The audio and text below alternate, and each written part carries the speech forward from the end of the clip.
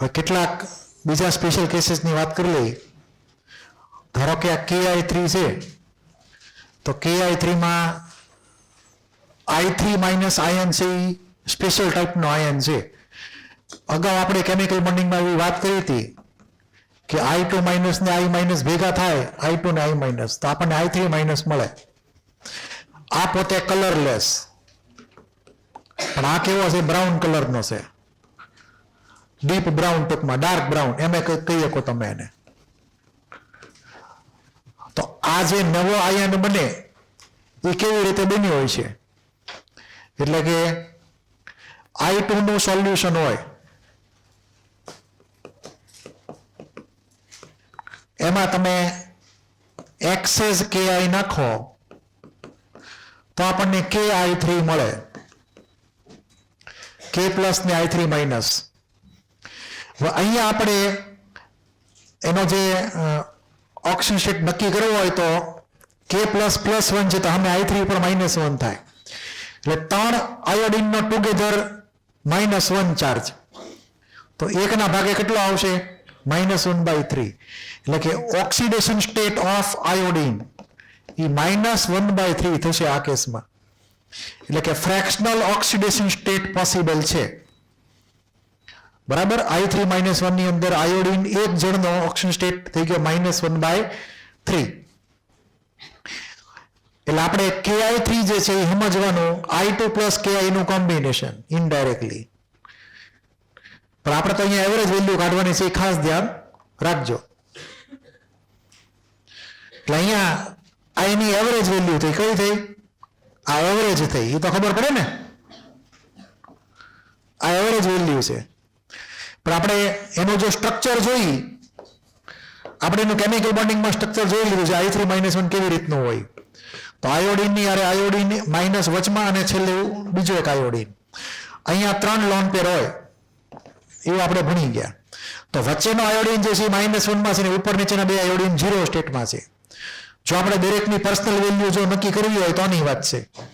એટલે આ આયોડિન 0 સ્ટેટમાં, આ 0 સ્ટેટમાં ને વચ્ચેનો -1 ઓક્સિડેશન સ્ટેટમાં. ઓવરઓલ એવરેજ કરો તો -1/3 તમને મળે. તો અહીંયા તમારે આ ખાસ વસ્તુ યાદ રાખવાની. હવે અહીંયા બીજી વાત એ કે આની જેવા બીજા ઘણા બધા છે હજી. ધારો કે આપણે લઈએ HN3 ફોર એક્ઝામ્પલ. HN3 ની અંદર આપણે ઇમેજિન કરશું H+1 અને N3 -1. આને આપણે કહીશું હાઇડ્રોઝોઇક એસિડ.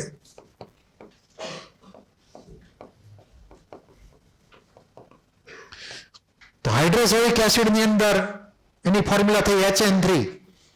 એમાં એક H પ્લસ અલગ અને N3 ઉપર -1 ચાર, તો એક એવરેજ વેલ્યુ એટલી થઈ નાઇટ્રોજનની -1/3.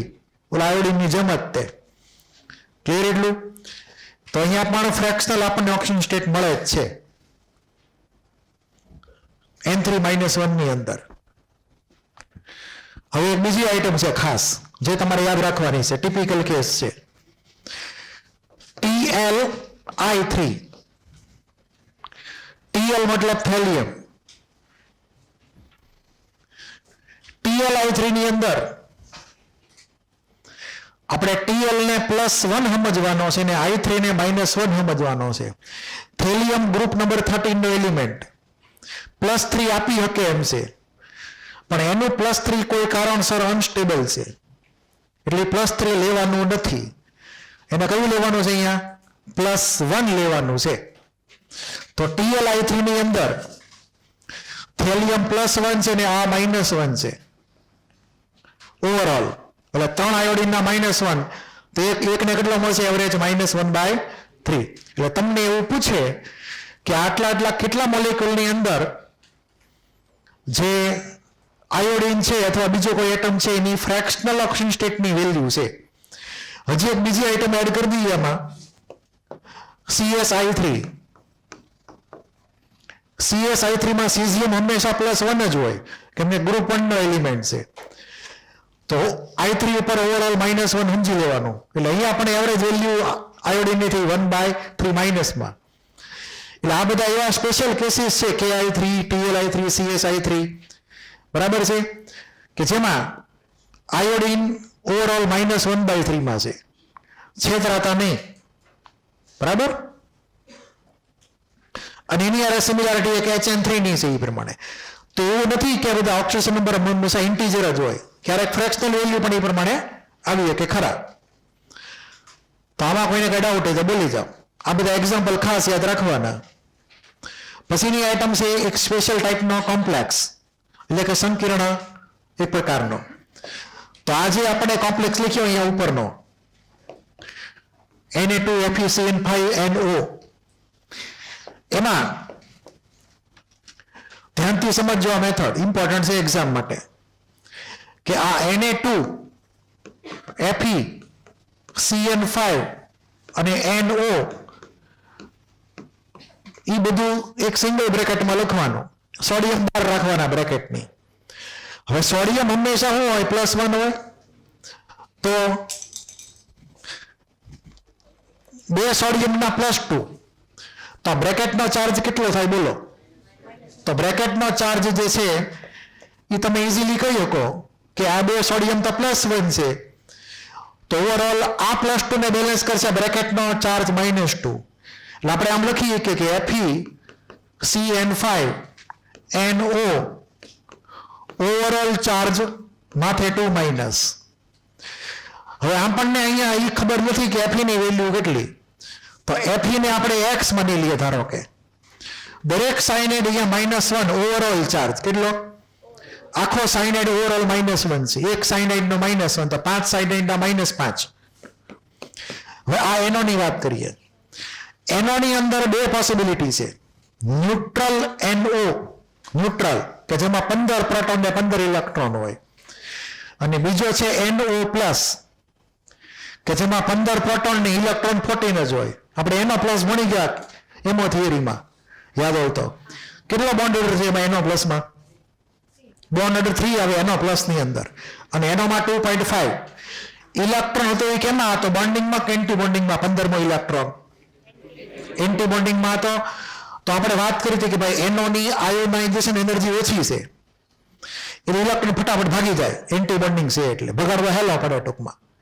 એટલે આપણે જેટલા કોમ્પ્લેક્સ આવશે, બરાબર છે, આપણા કોર્સમાં 2 કોમ્પ્લેક્સ એવા છે જેમાં NO આવશે. બરાબર, બીજા અમુક કોમ્પ્લેક્સમાં આપણે અલગથી ડીલિંગ કરવાનું રહે એનું, જે તમે આગળ જતા કોમ્પ્લેક્સના ચેપ્ટરમાં ભણશો. આપણે જે 2 કોમ્પ્લેક્સ આવે છે કે જેમાં NO હાજર છે બીજા બધા મોલેક્યુલ્સની હારે, એમાં આપણે ડિફોલ્ટ NO ને +1 માનવાનો. શું માનવાનો? +1 માની જ લેવાનો. ન્યુટ્રલ NO માનવાનો નથી. આ ક્લિયર? ન્યુટ્રલ NO પણ છે જ તે, પણ એ બીજા એક્ઝામ્પલમાં આવે છે, આમાં આવતો નથી ક્યાંય. ઓકે, એટલે અહીંયા આપણે આ જે NO જે છે એને કાઉન્ટ કરશું ઓવરઓલ +1. NO ઓવરઓલ +1 ચાર્જ છે. તો હવે આ બધું એડ કરી દઈએ તો આપણે એને સરખાવી દઈએ તો Fe નો x, પછી 5 સાયનાઇડના દરેકના -1, એક NO નો +1, નેટ ચાર્જ -2 થવો જોઈએ આટલાનો. હવે આને સોલ્વ કરવાનો એટલે આપણને આન્સર આવશે x = બોલો કેટલું થશે? x = +2. એટલે કે Fe અહીંયા +2 માં છે. બરાબર છે, તો આ Na2FeCN5NO તમારે ખાસ યાદ રાખવાનો. હવે આનું એક નામ લખી નાખો, એનું કોમન નામ. તમારા IUPAC નામ 12મા ચેપ્ટરમાં અલગથી ભણવાનું આવશે. ખાલી એક એનું કોમન નામ યાદ રાખશું આપણે રેડોક્સના સંદર્ભમાં. આનું કોમન નામ લખવું હોય તો સોડિયમ નાઇટ્રોપ્રુસાઇડ. આ નાઇટ્રોપ્રુસાઇડ ભેગું લખજો, એટલે મેં જગ્યા નથી એટલે નીચે લખી નાખ્યું થોડુંક એવું. સોડિયમ નાઇટ્રોપ્રુસાઇડ, એની ફોર્મ્યુલા ગોખી નાખવાની. નામ અને ફોર્મ્યુલા 2 ગોખી નાખજો, કામ લાગશે બહુ આગળ જતા.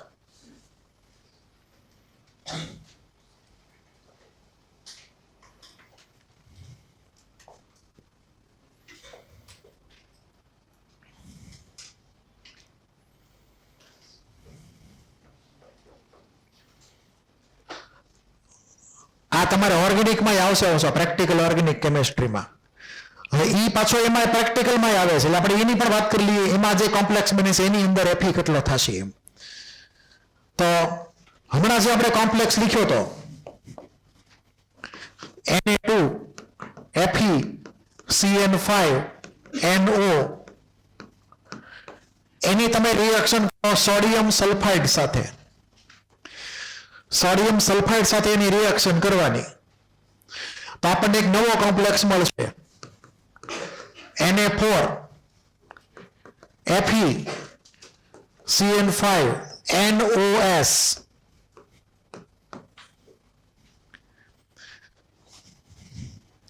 આની અંદર આપણે થોડીક વાર પહેલા Fe ને +2 વર્કઆઉટ કર્યો હતો, યાદ હોય તો. તમને એક્ઝામમાં પૂછે કે જ્યારે આ કન્વર્ઝન થયું એટલે કે જ્યારે એની રિએક્શન સોડિયમ સલ્ફાઇડ હારે થઈ Na2S તો Fe ની વેલ્યુમાં કોઈ ચેન્જ થયો કે ન થયો, એવું તમને એક્ઝામમાં પૂછે. તો આની અંદર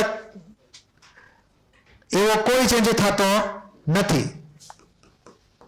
એનું કારણ છે કે અહીંયા જે એનો હતો એ ઓરિજિનલી +1 લીધું તો આપણે એને. હવે NO +1 સાથે S-2 જોઈન થઈ ગયો એટલે બની ગયો NOS, અને NOS નો ઓવરઓલ ચાર્જ -1 થાય. +1 ની યાર -2 ભેગો કરો એટલે બરાબર. આ એક સિંગલ એનાયન છે NOS, જે તમે આગળ જતા 12th માં ભણશો અલગથી. તો અહીંયા આપણે -1 માનવાનું ઓવરઓલ એનું. તો હવે તમે ઇમેજિન કરી શકો જાતે કે આ 4 સોડિયમ હોય Na4 તો આ બ્રેકેટનો ચાર્જ બોલો કેટલો થાય? 4- થાય ને બ્રેકેટનો ચાર્જ. હવે બ્રેકેટનો ચાર્જ 4- કરવા માટે શું કરવું પડે? તો કે આનો -1 તો છે જ તે, અને બીજા આના -5 એટલે -6 થયા, અને આનો જો +2 લઉં તો જ તે -4 વધે. આ સમજાણું? કાઉન્ટિંગ ક્લિયર છે? કેમ કે બધું લખવા જવાનું હોય ને તમારે અમુક માટે બધું સમજવું પડે. તો NOS ના -1 5 ના ટોટલ -6 થઈ ગયા. Fe નો +2 માની લ્યો તો ઓવરઓલ -4 વધે. તો આ સ્ક્વેર બ્રેકેટનો ચાર્જ -4 થાય, જેને 4 સોડિયમનો +4 બેલેન્સ કરે. તો Fe ની વેલ્યુમાં કોઈ ચેન્જ થતો નથી. અહીંયા ખાસ યાદ રાખવાનું, ભૂલવાનું નથી. બાકી તમે આગળ જતા એ પ્રમાણે ઓર્ગેનિકમાં ભણશો. હવે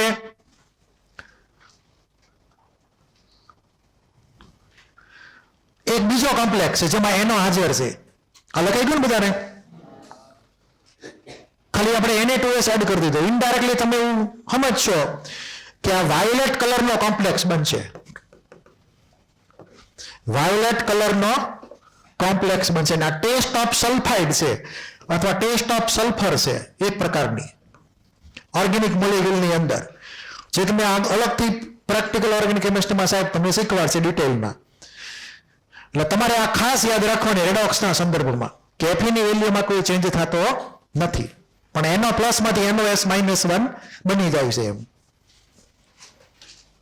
પછીનો કોમ્પ્લેક્સ છે FeNO-H2O. આમાં મિસ્ટેક છે બરાબર. આ કોમ્પ્લેક્સ છે એમાં ભૂલ છે. આમાં હું સુધારી નાખું છું ફરી વાર એને. એમાં સુધારી નાખજો હું જે લખું એ પ્રમાણે. FeH2O5 NO બાર સલ્ફેટ. ઓલા કોમ્પ્લેક્સમાં સુધારો કરજો જે તમને અહીંયા 18 નંબરમાં લગભગ આપેલો છે. અહીંયા ફોર્મ્યુલામાં ચેન્જ થશે, H2O5 થઈ જશે ને NO તો એમને રહેશે. આગળ પાછળ લખેલું છે તો આવશે, ચિંતા નહીં કરતા. એવું હમણાં આપણે પડ્યું નથી, આગળ પાછળ લખેલું હોય એમાં. એનો પહેલા લખેલું હોય તો કઈ અત્યારે મોટો ફેર નહીં પડે. એ તમે 12માં શીખશો કેવી રીતે.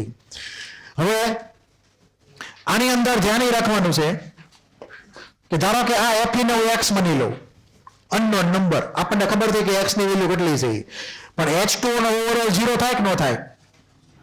Water is overall neutral. અને બીજું, વોટરનો Fe સાથે કોઓર્ડિનેટ બોન્ડ હશે. એટલે મેં તમને અગાઉ કીધેલું છે કે સ્ક્વેર બ્રેકેટમાં જે કાંઈ લખેલું હોય મેટલ આરે, એ બધાનો કોઓર્ડિનેટ બોન્ડ તમારે મેટલ આરે માની લેવાનો. તો આ 5 વોટરનો ઓક્સિજન જે છે એ Fe સાથે કોઓર્ડિનેટ બોન્ડ બનાવશે. NO જે છે એમાં પણ જે લોન પેર છે એ પણ અહીંયા એક પ્રકારનો કોઓર્ડિનેટ બોન્ડ બનાવશે. હવે આની અંદર એનો ને આપણે અગાઉની જેમ +1 જ માનવાનું છે, ભૂલવાનું નથી. આ બે એક્ઝામ્પલ મેં તમને કીધા કે જેમાં એનો +1 તમારે ગોખી નાખવાનું, બરાબર. હવે તમને ક્લિક થવું જોઈએ કે આ સલ્ફેટનો ચાર્જ શું હોય, બોલો.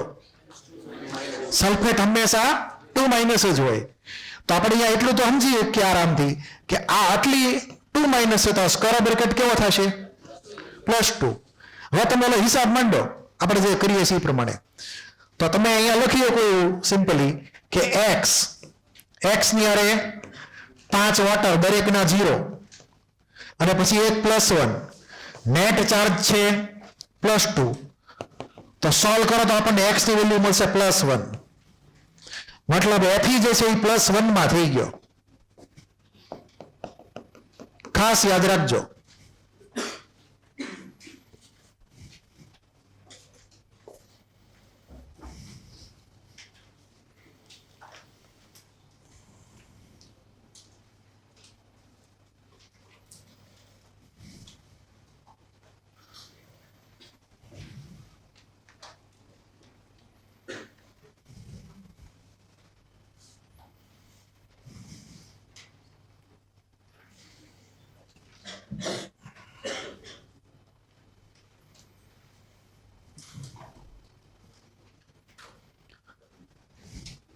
આમાં કોઈને કઈ ડાઉટ?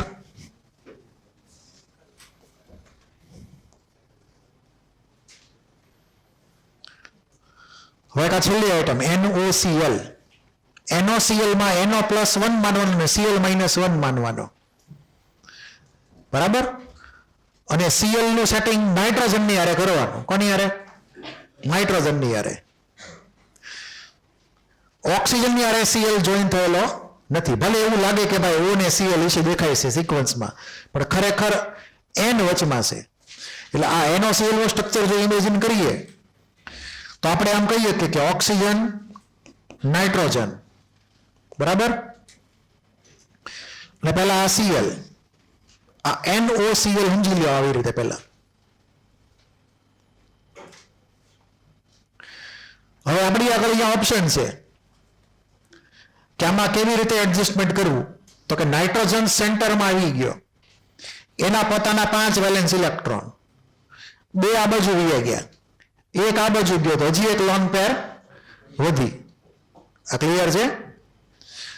તો આપણે અહીંયા એક લોન પેર હજી ઇમેજિન કરીએ કે તો આ NOCl જે છે, NO અને આ બાજુ Cl, તો એ પ્રમાણે એના 5 ઇલેક્ટ્રોનનો વહીવટ થઈ ગયો. તો અહીંયા તમે ઇમેજિન કરી શકો કે આ ઓક્સિજન -2 માં છે ને આ Cl -1 માં છે, તો N કેવો થાય? +3 માં, બરાબર. કેમાં? નાઇટ્રોજન ને ક્યાં હવે આમ તો બેક બોન્ડિંગ ના ચાન્સ એટલા બધા આપણે નથી કે NCl3 ની વાત કરી. Cl આગળ ઓલરેડી 3 લોન પેર છે, બરાબર.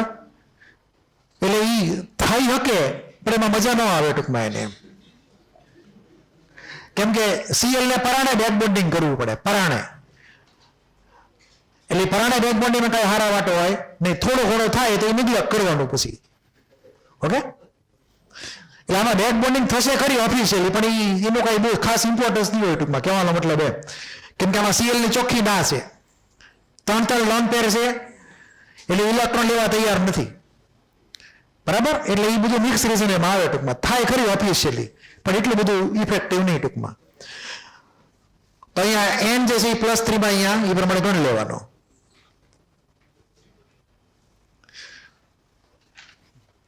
આપણે લગભગ આની વાત અગાઉ કરી નાખેલી છે Fe3O4 ની, કે એવરેજ એનું 8/3 થાય ને પછી એમાં +2 વાળા 1 Fe ને +3 વાળા 2 Fe હોય, એ આપણે વાત થઈ ગયેલી છે.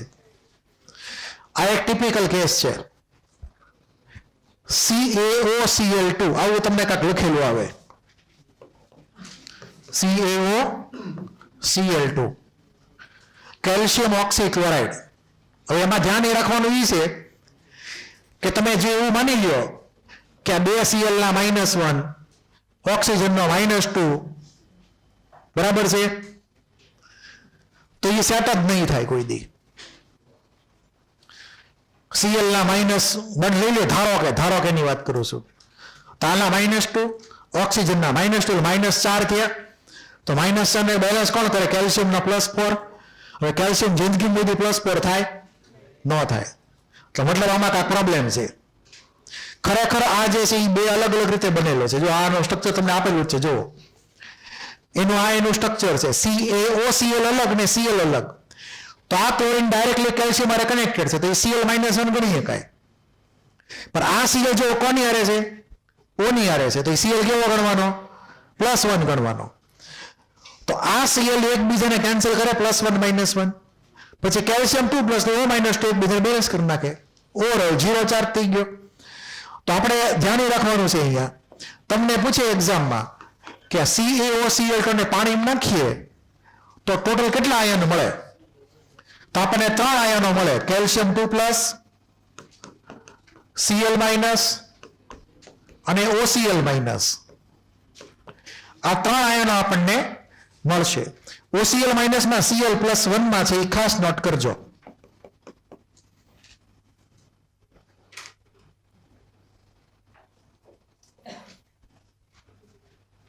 એટલે બે અલગ અલગ ટાઈપના ક્લોરીન ગણવાના, હરખા ટાઈપના ક્લોરીન નહીં ગણવાના. આમાં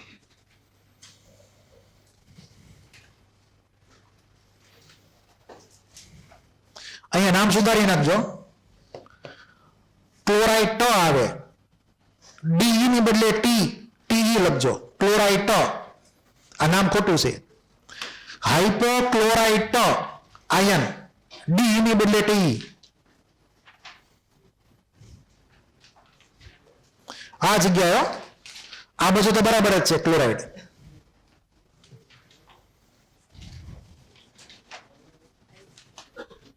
કેટલામાં નંબર છે?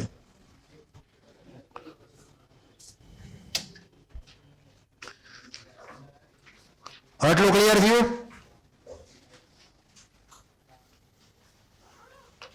આ તમારે ખાસ યાદ રાખવાનું. કોઈને કઈ ડાઉટ હોય તો બોલી જાઓ. છે કોઈને કઈ ડાઉટ? હવે નેક્સ્ટ. હવે આ એક ટિપિકલ કેસ છે, Fe.94O. હવે આની અંદર તમને એક્ઝામમાં પ્રશ્ન પૂછે કે આ Fe.94O ની અંદર કેટલા Fe2+ ને કેટલા Fe3+ હાજર છે. બરાબર, એવું તમને એક્ઝામમાં પૂછી શકાય. કેમ કે આપણે જ્યારે ટોપિક ભણશું ને રેડોક્સ ટાઇટ્રેશન, ત્યારે એમાં આ ટાઈપના મોલેક્યુલર રિએક્શનમાં આવશે, ઓક્સિડેશન રેડોક્સ રિએક્શનની અંદર. તો અહીંયા બે અલગ અલગ મેથડ છે. એક તો એવરેજ વેલ્યુ કાઉન્ટ કરવાની, જે આપણે એક્સ વાળી મેથડથી ફાઇન્ડ થઈ શકે. એટલે પહેલા તમને અહીંયા જે લખીને આપ્યું છે એવરેજ વેલ્યુ છે બધા Fe ની. તો ધ્યાનથી જુઓ, તો આ ફોર્મ્યુલા જો વિચારીએ તો અહીંયા Fe.94O ની અંદર એક જ ઓક્સિજન છે. હવે એ એક ઓક્સિજનનો કેટલો હોય? -2 હોય. તો આ બધાનો ઓવરઓલ કેટલો થવો જોઈએ? +2 થવો જોઈએ કે ન થવો જોઈએ? આ ક્લિયર છે? તો ટોટલ થઈને કેટલું થવું જોઈએ? 0. તો આપણે એ પ્રમાણે હિસાબ માંડીએ કે 0.94 જેટલા Fe, જેની વેલ્યુ x લઈ લઈએ. એટલે આમ તો ન લખાય ખરેખર, એટલે કે 0.94x, x એટલે Fe ની સંખ્યા, એટલે Fe નો જે ઓક્સિજન નંબર છે x. 0.94 તો એની સંખ્યા આપણે લીધી. પછી ઓક્સિજન કેટલો લેવાનો? -2 ઇક્વલ ટુ 0. હવે આને સોલ્વ કરી નાખો તો જવાબ શું આવશે? 200/94. આ એની એવરેજ વેલ્યુ થઈ ઓક્સિડેશન નંબરની. એટલે તમને જો એવરેજ વેલ્યુ પૂછેલી હોય તો તમે પછી આગળ એમાં પછી એ પ્રમાણે કેલ્ક્યુલેશન કરી શકો. 100 બાય કેટલા એમ એ પ્રમાણે આગળ આપણે 200/94 કરેલા છે. પછી તમે આગળ જઈએ એમાં કેલ્ક્યુલેશન કરી શકો એ પ્રમાણે. ઓકે, હવે તમને એમ પૂછે કે ભાઈ કેટલા Fe2+ ને કેટલા Fe3+ હાજર છે. તો એ વાર્તા થોડીક અલગ છે આખી. તમારે 12th માં પહેલું chapter as per the old course આવશે, સોલિડ સ્ટેટ, ઘન અવસ્થા, જે નીકળી ગયેલું છે મેઇનમાંથી, ખાલી એડવાન્સમાં જ છે. તો એની અંદર તમારે આ ટાઈપના મોલેક્યુલનો સ્ટડી આવશે. હવે એ સમજી લઈએ થોડું કેવું કે કેટલા Fe+2 ને Fe+3, કેમ કે આપણે જરૂર પડશે આ ચેપ્ટરમાં આગળ જતા. તો આની અંદર આપણે માની લઈએ કે ઓરિજિનલી ઈ FeO હતો. શું હતો? પ્યોર. કેવો? પ્યોર ફેરસ ઓક્સાઇડ હતો. એટલે કે Fe એટમ અને O એટમ નો રેશિયો 1:1 હતો. કેવો હતો? 1:1 ઓરિજિનલી. તમે એને કન્વર્ટ કરી શકો Fe100 માં. આમ લખાય કે ન લખાય? 1:1 લખો કે 100:100 લખો, શું ફેર પડે? એટલે સમજવું હેલવું પડશે. એટલે કે આ પ્યોર સ્ટેટ છે. શું છે? Pure ferrous oxide. એટલે આ તમે ઇમેજિન ઇઝીલી કરીએ કે આપણે 100 થી મલ્ટીપ્લાય કરી નાખ્યા તો બે બાજુ ઇક્વલ નંબરના એટમ થી Fe100 ને O100. એટલે તમે ઇમેજિન કરી શકો કે O -2 Fe ના +2 થી બેલેન્સ થાય. ઓકે, હવે થયું એવું કે અહીંયા આ જે Fe100 હતા ને એમાંથી અમુક Fe ગુજરી ગયા. ક્લિયર? અમુક Fe ગુજરી ગયા. સમજી ગયા ને તમે? હા. તો વધ્યા કેટલા? 94. 6 જણા ગુજરી ગયા. તો Fe94O100 આપણે 0.94 નો 94 કરી નાખ્યું 100 થી મલ્ટીપ્લાય કર્યું એટલે. તો તમે 100 Fe માંથી 94 થઈ જાય તો કેટલા પોઝિટિવ ચાર્જનો લોસ ગયો એ કાઉન્ટ કરવાનું. Loss of 6 Fe2+. બરાબર છે? 6 Fe2+ ભાગી ગયા અથવા ગુજરી ગયા તો લોસ ઓફ +14 ચાર્જ. એમ તમે કહી શકો? સોરી, +12. Loss of +12. હવે તમે એવું ઇમેજિન કરી શકો, ધારો કે 5 ભાઈઓ હોય અને એ 5 ભાઈઓની એની ફેમિલી પ્રમાણે એમાંથી એક ભાઈ માની લો કે કરે નારાયણને ગુજરી જાય તો જે એની ઘરની જવાબદારી કોણ સંભાળે? તો કે બાકીના 4 ભાઈઓ છે જેનો ખર્ચો બધો ઘરનો સંભાળે લે, એના છોકરાને ભણાવવામાં તે બધું જે કાંઈ હોય એટલે એ એનું ઘર હાલે રાખે. એક સામાજિક ફરજ બને બાકીના 4 ભાઈઓની. 5મા ભાઈને સાચવી લેવાનો એવી રીતે. અહીંયા એવી રીતે જ કરવાનું તમારે કે 6 Fe ગુજરી ગયા તો બાકીના 94 ની જવાબદારી આવે કે એ લોકોએ ગમે એમ કરીને +200 કરવાના. ઓલા 100 ઓક્સિજનના -200 ને બેલેન્સ કરવા હાટું ગમે એમ કરીને. એટલે એ લોકો ઓવર ટાઈમ કરે, થોડા વધારે પૈસા કમાય ઓવર ટાઈમ કરી. ક્લિયર? તેમાં આપણે +12 ચાર્જ જે લોસ થયો તો એ ક્રિએટ કરાવવાનો પાછો ફરી વાર કોઈ ને કોઈ રીતે. હવે આપણને ખબર છે કે Fe માં +2 અને +3 બે જ પોસિબિલિટી છે. તો એવું નક્કી થાય અંદર કે ભાઈ 12 Fe2+ છે એ થોડીક વધારે નોકરી કરશે, વધારે ઓવર ટાઈમ કરશે, થોડો વધારે પગાર મળે એને. એટલે ઇમેજિન કરો કે 12 Fe2+ કન્વર્ટ થાય 12 Fe3+ માં. થોડોક એને ઓવર ટાઈમ કરી લીધો. ક્લિયર છે? તો ચાર્જ વધી ગયો, +12 ચાર્જ વધી ગયો પહેલા કરતા. ઇલેક્ટ્રોનનું ઉઠી ચિંતા નહીં કરતા. +12 ચાર્જ ક્રિએટેડ. આવી રીતે જે ઉપરના લોસને બેલેન્સ કરી નાખે, જે ઉપર લોસ થયો તો એ. હવે તમે ઇઝીલી કહી શકો કે ટોટલ 94 Fe છે. કેટલા? એમાંથી 12 Fe2+, 12 Fe3+ છે. કન્વર્ટ કેમાં થઈ ગયા એ લોકો? 3+ માં. તો બાકીના વધ્યા કેટલા? 82 વધ્યા. તો 82 Fe2+ છે. હવે તમે મેન્ટલી વર્કઆઉટ કરો કે આ 12 × 3 એટલે 36 અને 82 × 3 સોરી 82 × 2 એટલે કેટલા થાય? 164. અને 164 ને 36 ને એડ કરતા 200 થઈ જાય. એટલે +200 આ લોકોનો ચાર્જ થઈ ગયો ઓવરઓલ. અને +200 ચાર્જ જે છે એ ઓલા -200 ને બેલેન્સ કરે. ક્લિયર? એટલું હવે તમને ક્લિયર થઈ ગયું કે ટોટલ 94 માંથી 12 Fe3+ છે અને 82 બાકીના કેવા છે? Fe2+. એટલે તમને પૂછે નંબર રેશિયો અથવા પર્સન્ટેજ તમને પૂછે. શું પૂછે? પર્સન્ટેજ. ધારો કે પર્સન્ટેજ પહેલા જોઈ લઈએ આપણે તો તમને પૂછે પર્સન્ટેજ Fe3+ કેટલા?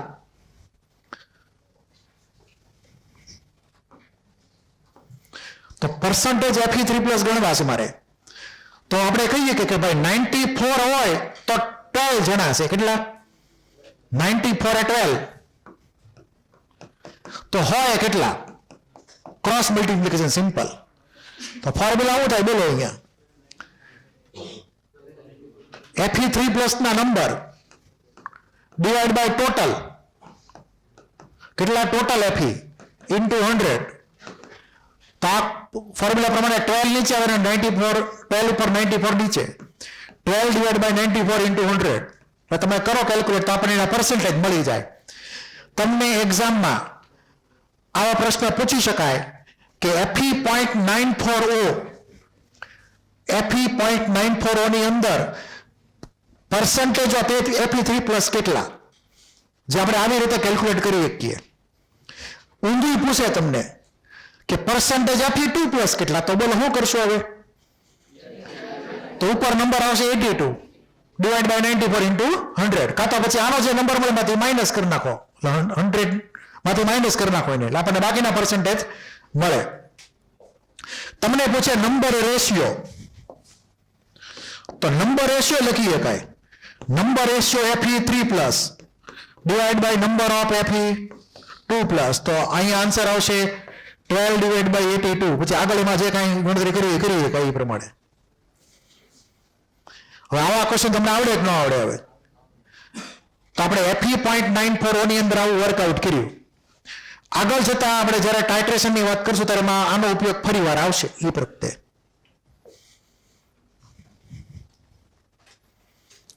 હવે આની માટે હોમવર્કના 2 ક્વેશ્ચન લખી લ્યો.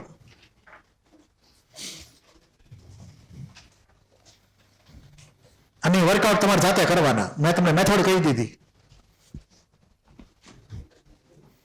લખજો ક્વેશ્ચન.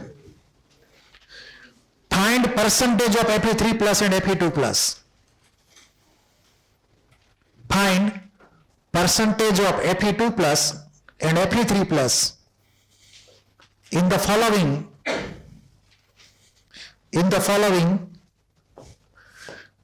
non-stoichiometric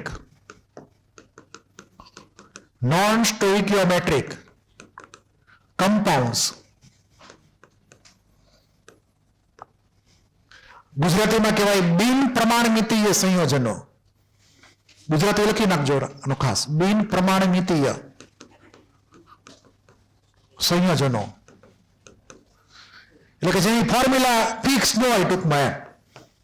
એટલે કે એટમનો રેશિયો ઇન્ટીજરમાં ન થતો હોય, ગમે એ રેન્ડમ નંબર હોય. તો 2 એક્ઝામ્પલ લખી નાખીએ. Fe.95O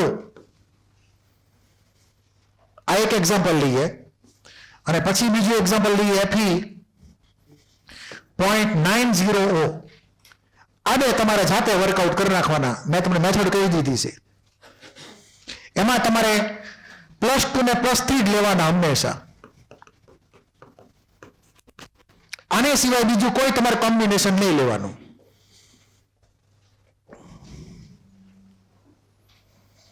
પછી આવો નવો ક્વેશ્ચન રિપીટ પાછો, પણ એમાં એટમ બદલાઈ જશે બધા.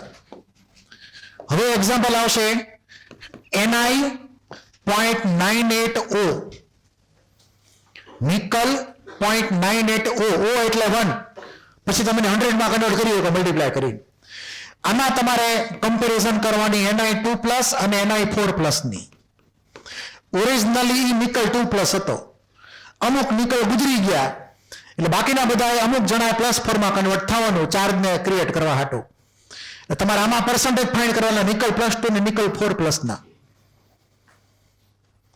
આ બધા PYQ છે જે અગાઉ પૂછાઈ ગયેલા છે ક્યાંક ને ક્યાંક. આપણે એની જરૂર પડશે. આ તમારા હોમવર્કમાં 3 વર્કઆઉટ કરવાના જે નંબર થતા હોય.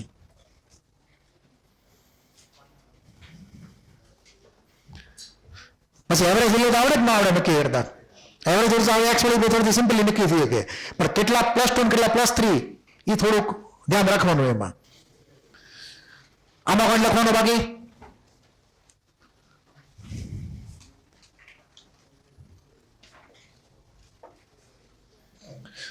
હવે આ ટોપિક આપણો પૂરો ઓક્સિડેશન સ્ટેટનો.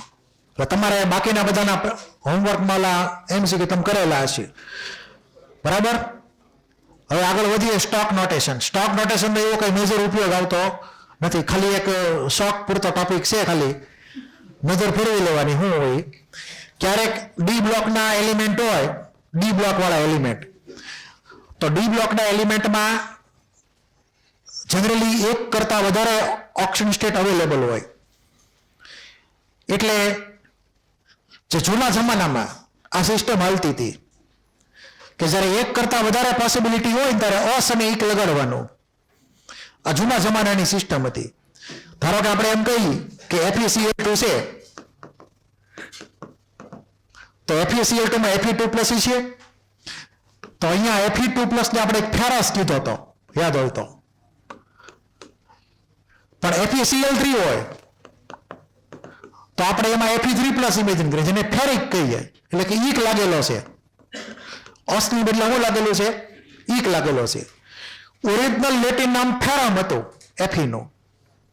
એમાંથી ફેરમમાંથી ફેરસ અને ફેરમમાંથી ફેરિક આયન બન્યો ત્યારે.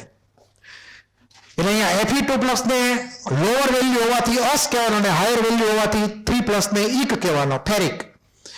આવું દરેકમાં રિપીટ થઈ રાખશે ક્યાંક ને ક્યાંક. એક બે આયનો બનતા હોય ધારો કે એમાંથી લોઅર વાળાને અસ અને હાયર વાળાને ઈક માની લેવાનો. હવે આનું નામ લખવાની વાત આવી, તો નામ લખવામાં મેં તમને કીધું બે ઓપ્શન છે, કાં તો ફેરસ ક્લોરાઇડ લખો ને કાં ફેરિક ક્લોરાઇડ લખો. ક્લિયર છે? તો એવા કેસમાં આપણે ઘણા લોકોને ખબર ન હોય ફેરસ કોણ ને ફેરિક કોણ. તો બીજો રસ્તો શું વિચાર્યો કે આ માથે એનો રોમનમાં એની વેલ્યુ લખવાની. શું લખવાનું?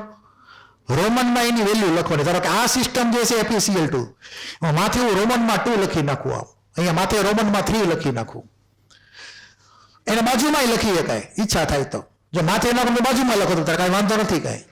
આપણે બે ઓપ્શન બાજુ રાખવાના. ધારો કે આ તમે નજર ફેરવશો તો અહીંયા જુઓ ક્યાં લખેલું છે, બાજુમાં લખેલું છે AU ની બાજુમાં રોમનમાં 1 છે, તો AU+1 ગણવાનું. શું ગણવાનું? ઓરમ ઓરસ +1. ક્લિયર?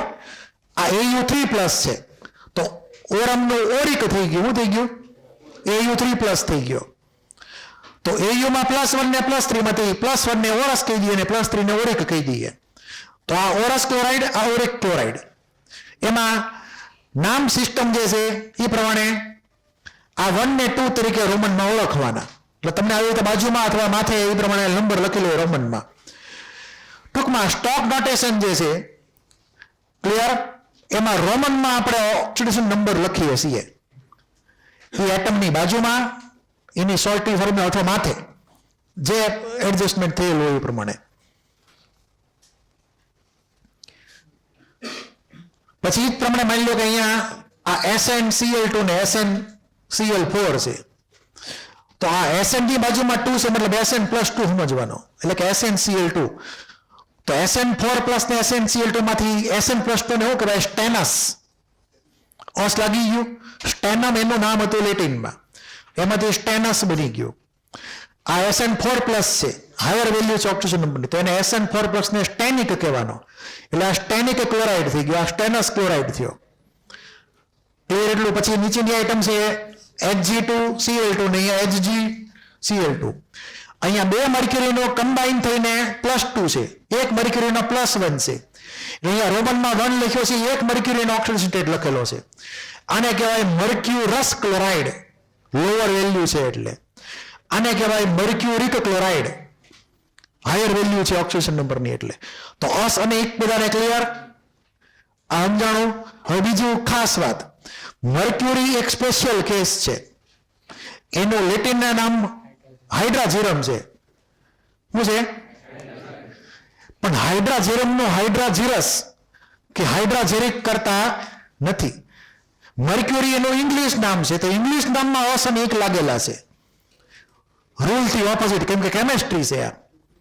કોક ને કોક તો આડું હાલે જ તે. એટલે મર્ક્યુરી ઇંગ્લિશ નામ છે અને ઇંગ્લિશ નામને અસ અને એક લાગી ગયા, મર્ક્યુરસ અને મર્ક્યુરિક. લેટિન નામને અહીંયા અસ અને એક લાગેલા નથી. આ એક્સેપ્શન ખાસ યાદ રાખજો. ક્લિયર છે? ગોલ્ડ હતું, AU ને ઇંગ્લિશ નામ ગોલ્ડ કહેવાય, લેટિન નામ ઓરમ કહેવાય. સિમ્બોલ એની ઉપરથી આવે, લેટિન નામ ઉપરથી. આપણે એને ગોલ્ડસ અને ગોલ્ડિક ક્લોરાઇડ કહી શકીએ નહીં, આપણે એને ઓરસ અને ઓરિક ક્લોરાઇડ કહીએ છીએ. પણ આ ભાઈ એક એક્સેપ્શન છે. એટલે કેમેસ્ટ્રીમાં આવા એક્સેપ્શન તમારા મગજમાં ક્યારેક ને ક્યારેક આવે તો ધ્યાન રાખવાના એ પ્રમાણે. પછી આવું બધું અહીંયા લખેલું છે, તમારે પ્રશ્ન એકવાર જોઈ લેવાનો તમારી રીતે. આ 8.3 માં હું કહેવા માંગે છે એકવાર નજર ફેરવી દો તમારી રીતે કે ઓક્સિજન સ્ટેટમાં ખરેખર હું કહેવા માંગે છે એમ. બરાબર, આ બધું તમને ઇઝીલી પ્રમાણે આવશે. બાજુમાં જે રોમનમાં લખ્યું એનો ઓક્સિડેશન નંબર સમજી લેવાનો. આપણે એક બે એક્ઝામ્પલ લઈ લઈએ. ધારો કે આમાં તો અહીંયા જે લખ્યું છે Tl2O, તો Tl ની બાજુમાં રોમનમાં 1 લખેલું છે, મતલબ થેલિયમ પ્લસ 1 છે. શું છે? થેલિયમ પ્લસ 1 માં છે. મેં તમને કીધેલું હતું કે થેલિયમમાં પ્લસ 1 જે છે એ મોર સ્ટેબલ છે અને થેલિયમ 3 પ્લસ જે છે એ લેસ સ્ટેબલ છે. એ તમે આગળ જતા સમજશો કેવી રીતે. તો આપણે નામ પાડવું હોય તો આને થેલસ કહેવાય અને આને થેલિક કહેવાય. બરાબર, થેલસ અને થેલિક. થેલિયમ ઉપરથી થેલસ અને અહીંયા તે ઇંગ્લિશ નામને હસન એક લાગેલા છે એનો. ક્લિયર એટલું? તો ક્યારેક એવું થશે કે ભાઈ ઇંગ્લિશ નામને હસન એક લાગે, ક્યારેક ને લેટિન નામને હસન એક લાગેલા હોય. અનુકૂળતા મુજબ લગાડવાના નામ એ પ્રમાણે. તો તમારે આ એક નજર તમારી રીતે ફેરવી લેવાની. હવે તમને પૂછે કે ભાઈ આ MnO2 ને સ્ટોક નોટેશનમાં કેવી રીતે લખવાનું, તો Mn પછી રોમનમાં 4 પછી O2 એનું સ્ટોક નોટેશન. બીજું આમાં કઈ સમજવાનું છે હાલ વાર્તા બોલી સ્ટોક નોટેશનની. પછી પ્રોબ્લેમ 8.4 એમાં તમને કીધું છે કે હું કામ રેડોક્સ છે એ સમજાવો. આ રેડોક્સ છે એ હું કામ છે એ સમજાવો. Justify that the reaction is redox reaction. નક્કી કરો કે કોણ કોણ ઓક્સિડાઇઝ થયું, કોણ કોણ રિડ્યુસ થયું, કોણ કયો એજન્ટ, ઓક્સિડન્ટ કયો અને રિડક્ટન્ટ કયો, એ ઓળખવાના છે. તો આમાં ધ્યાન આપજો, ઇમ્પોર્ટન્ટ છે. પહેલા તો તમે આ રિએક્શન ગોખી નાખવાની. એનું કારણ છે એડવાન્સમાં આ રિએક્શન જે છે એ એક ચેપ્ટરમાં તમારે ગોખવાની જ આવશે રીતસરની. કોપરનું પ્રિપેરેશન છે ઇનડાયરેક્ટલી. શું છે? કોપર મેટલનું પ્રિપેરેશન છે એની ઓરમાંથી, એની ખનિજમાંથી. એટલે 12th એક ચેપ્ટર છે એમાં આના વિશે ડિટેલમાં માહિતી આવશે. કામ ચાલે યાદ રહે તો ઠીક છે, બાકી આગળ જતા તો આવવાનું જ છે ફરી વાર. તો આ રિએક્શનમાં ક્યુપ્રસ ઓક્સાઇડ Cu2O અને ક્યુપ્રસ સલ્ફાઇડ Cu2S બેની રિએક્શન થઈ. એમાંથી કોપર મેટલ અને SO2 ગેસ અલગથી વયો ગયો. તો બંનેમાં Cu+1 છે, એમાંથી Cu0 માં વહી ગયું. તો Cu નું શું થયું? રિડક્શન. હવે પ્રોબ્લેમ એ છે કે અહીંયા બેયમાં કોપર છે, બે બાજુ કોપર છે. તો કયો મોલેક્યુલને આપણે અહીંયા ગણવો ઓક્સિડાઇઝિંગ એજન્ટ? કેમ જેનું રિડક્શન થાય એ બીજાનું શું કરે? ઓક્સિડેશન. તો અહીંયા પ્રશ્ન એ હોય કે આમાં કયા કોપરના મોલેક્યુલને આપણે ઓક્સિડાઇઝિંગ એજન્ટ ગણવો? તો આપણે બીજું એક જોવાનું કે એની સિવાય બીજો કોઈમાં ફેરફાર થાય. તો અહીંયા જે સલ્ફર જે છે એ તાર -2 માં છે અને ઓક્સિજન -2 માં જ છે. પણ SO2 બને તો સલ્ફર કેમાં આવી ગયો? +4 માં આવી ગયો. તો સલ્ફર તો ખાલી આમાં જ છે Cu2S માં. આ ક્લિયર એટલું? તો આપણે આ મોલેક્યુલને શું કહી દેશું? રિડક્ટન્ટ. પોતાનું કરે ઓક્સિડેશન, બીજાનું શું કરે? રિડક્શન. સલ્ફર અહીંયા -2 માં છે, એ તો તમને ક્લિક થાય છે ને કે -2 માંથી અહીંયા +4 માં આવી ગયો સલ્ફર. તો આપણે એમ કહીએ કે ભાઈ આ જે કટકો છે Cu2S વાળો કટકો એ એક પ્રકારનો રિડ્યુસિંગ એજન્ટ છે, કેમ કે પોતાનું કરે છે ઓક્સિડેશન. જ્યારે આ જે કટકો છે કોપરનો એ પોતાનું કરે રિડક્શન, બીજાનું કરે ઓક્સિડેશન, તો ઓક્સિડાઇઝિંગ એજન્ટ. પછી બીજું એમ પણ તમે કહી શકો કે કોપર જે રિડ્યુસ પ્રોડક્ટ છે obtained by reduction +1 to 0. SO2 is obtained by oxidation. તો આ ઓક્સિડાઇઝ પ્રોડક્ટ, આ રિડ્યુસ પ્રોડક્ટ. અહીંયા બધું લખેલું છે, એકવાર તમારી રીતે વાંચ લેવાનું. ઓકે? એટલે તમને આવી રીતે MCQ પૂછાય કે આ રિએક્શનમાં કોણ ઓક્સિડાઇઝિંગ એજન્ટ, કોણ રિડ્યુસિંગ એજન્ટ, કઈ ઓક્સિડાઇઝ પ્રોડક્ટ, કઈ રિડ્યુસ પ્રોડક્ટ, એવા બધા દેશી ક્વેશ્ચન તમને પૂછી શકાય. બોલો. હે? બુકનો જ છે 8.4. આગળ પાછળ હશે, જોઈ લેજો ને. આ બુકમાંથી જ ઉપાડેલું છે, એલા મોડ્યુલમાંથી જ તે ક્યાંક તો આપેલું જ છે, ખાલી પેજ આમથી આમ થાય છે. 7.4 કહેશે બધા, મળી ગયું. આ નંબર છે ને અલગ હશે, કેમ કે મારે છે ને આ જૂના મોડ્યુલની ઝેરોક્સ છે. જૂના મોડ્યુલમાં રેડોક્સ એ 8મો ચેપ્ટર હતું, એટલે બધામાં 8 લખેલું છે. તમારે તો તમારા નંબર પણ સમજવાનો, નવા કોર્સમાં એનો નંબર 7મો છે લગભગ, બરાબર. એટલે બોલો,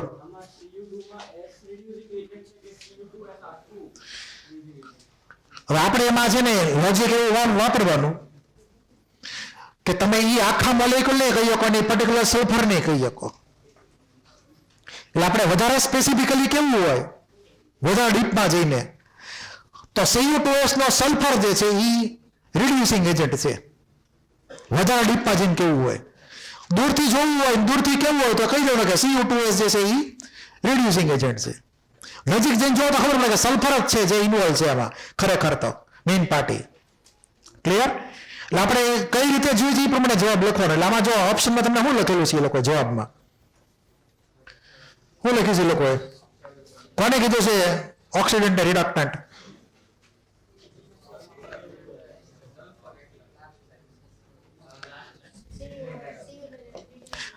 sulphur of Cu2S is reductant. તો એમાં હાલે, જવાબ તો સાચો છે એમાં.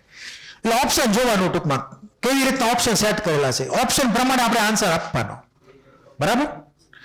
તો કોઈને કઈ ડાઉટ હોય તો બોલી જાઓ. છે કોઈને કઈ ડાઉટ?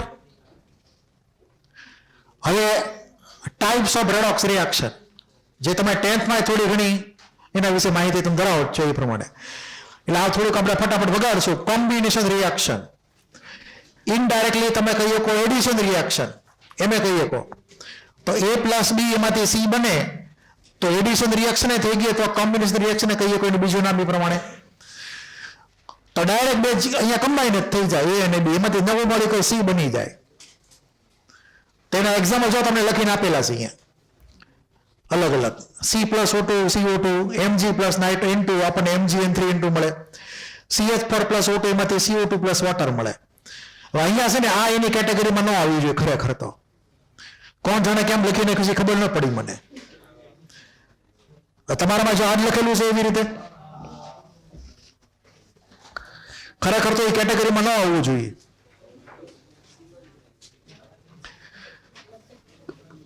એકચ્યુઅલી આ આવે ખરેખર A+B માંથી એક સિંગલ C મળ્યો અને કોમ્બિનેશન રિએક્શન કહેવાય.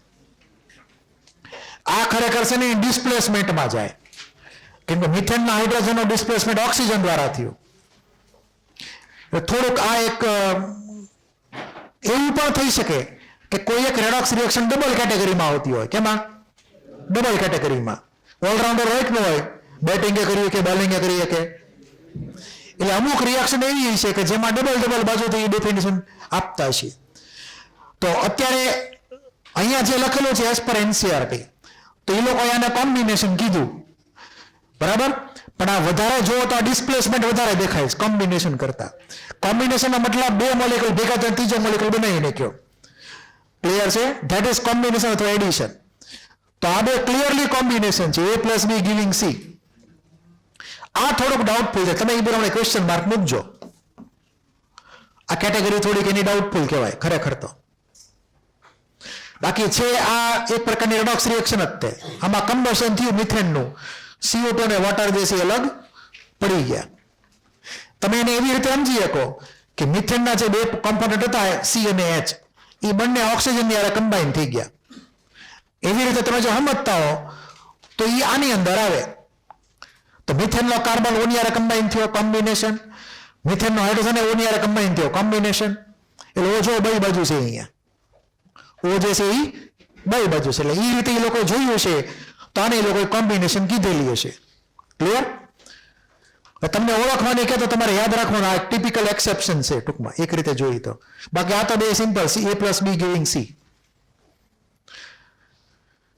આ જે છે એ નાઇટ્રાઇડ આયન છે અહીંયા N ઉપર 3- નાઇટ્રાઇડ આયન, તમારે ધ્યાન રાખવાનું એ પ્રમાણે.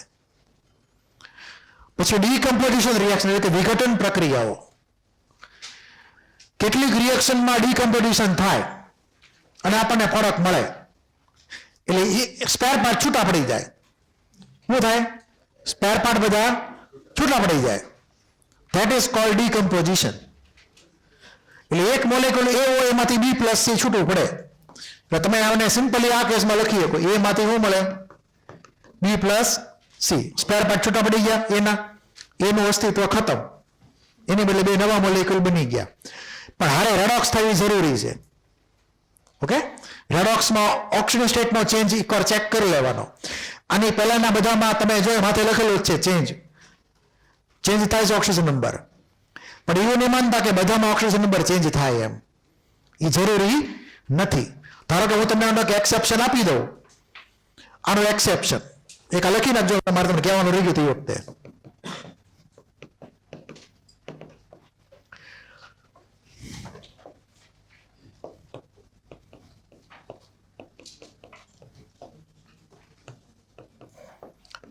આ રેડોક્સ છે,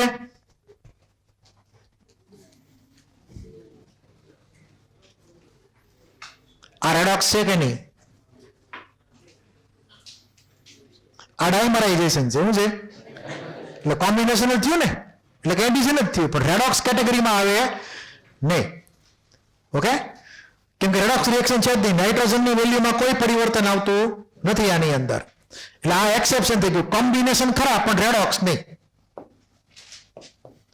એટલે આને તમે કેવું તો કહી શકો એડિશન રિએક્શન, એટલે કે combination reaction but not redox.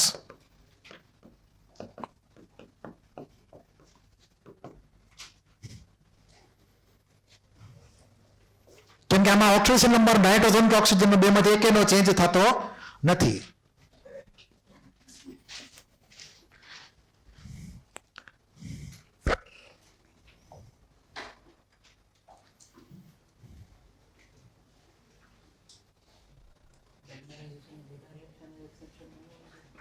અહીં આવી ગયા બધા ડાયમરાઇઝેશન. AlCl3 માંથી Al2Cl6 બને, ICl3 માંથી I2Cl6 બને, એ બધા ઇનડાયરેક્ટલી જનરલ બધા આવી ગયા. પણ એ તમને આને આપણે તમારે જોઈ લેવાનું ઓક્સિજન છે કે નહીં કોઈનો આમાં, એટલે તરત ખબર પડી જાય. હવે આ ડીકમ્પોઝિશનમાં મેં તમને કીધું સ્પેર પાર્ટ બધા છૂટા પણ નાખવાના, એમાંથી E પ્લસ C બને. તો તમને એ જોઈએ રિએક્શન બધી લખીને આપેલી છે. વોટરના કટકા કરી નાખ્યા, H2 અલગ ને O2 અલગ, સ્પેર પાર્ટ છૂટા એના સીધા. વોટરમાં હાઇડ્રોજન +1 માં તેમાંથી વી ગયો 0 સ્ટેટમાં, ઓક્સિજન -2 માં તેમાંથી વી ગયો 0 સ્ટેટમાં. એટલે આ રેડોક્સ થઈ ગઈ, પણ રેડોક્સ થઈ ડીકમ્પોઝિશન ટાઈપની. આમાં તે સોડિયમ હાઇડ્રાઇડના સ્પેર પાર્ટ છૂટા પડી ગયા, સોડિયમ અલગ H2 અલગ. આમાં પણ ચેન્જ આવ્યો ઓક્સિડેશન નંબરનો. પછી આ પોટેશિયમ ક્લોરેટ KClO3 એનું હીટિંગ કર્યું તો આપણને KCl સોલિડ ને O2 ગેસ આપણને મળ્યો. એ પ્રમાણે આમાં સ્પેર પાર્ટ છૂટા. એમાં ક્લોરીન +5 માંથી 0 -1 માં જાય રિડક્શન થઈને, અને ઓક્સિજન -2 માંથી કન્વર્ટ થઈને 0 સ્ટેટમાં O2 બનાવે. તો આ ત્રણ રિએક્શન જે છે એક પ્રકારની ડીકમ્પોઝિશન ટાઈપની રેડોક્સ રિએક્શન છે. ભૂલથી એવો નહીં વિચારતા કે અહીંયા બગડો લખ્યો છે, બરાબર? પણ મોલેક્યુલ તો એક જ ટાઈપનો છે ને, ભલે બેલેન્સિંગ માટે 2 લખેલો છે, પણ મોલેક્યુલ તો એક જ છે KClO3 નો. એના સ્પેર પાર્ટ બધા છૂટા પડી ગયા, એટલે આ થઈ ગયું ડીકમ્પોઝિશન. ક્લિયર? હવે એવું નથી કે બધી ડીકમ્પોઝિશન છે એ રેડોક્સ રિએક્શન હોય, એવું નથી. પાછું ધારો કે આપણે એક કેસ લઈએ અહીંયા કાકોથરી વાળો, તો કાકોથરીને ગરમ કરો કેલ્શિયમ કાર્બોનેટને, તો આપણને કેલ્શિયમ ઓક્સાઇડ બેઝિક ઓક્સાઇડ અને CO2 એસિડિક ઓક્સાઇડ આપણને મળે. આમાં જો કોઈ જગ્યાએ ચેન્જ આવે છે ઓક્સિજન નંબરમાં, કેલ્શિયમ કે કાર્બન કે ઓક્સિજનમાં કોઈ ચેન્જ આવતો નથી, તો આ રેડોક્સ કહેવાય નહીં, પણ ડીકમ્પોઝિશન તો કહેવાય. આ ક્લિયર છે? એટલે એવું નહીં માનતા કે બધી જ ડીકમ્પોઝિશન રેડોક્સ જ હોય, ક્યારેક ન હોય. તો આ એક એક્સેપ્શન તમારે યાદ રાખવાનું. બાકી આવા તો ઘણા બધા એક્સેપ્શન તમને ભટકાયા કે આગળ જતા. એટલે આ જે એક્સેપ્શન કેવી રીતે ડીકમ્પોઝિશન બટ નોટ રેડોક્સ.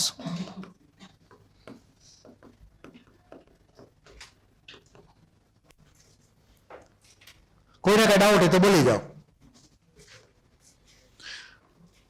હવે ડિસ્પ્લેસમેન્ટમાં આપણે હમણાં નથી જવું, ટાઈમ જોતો કેટલો છે હજી બાકી?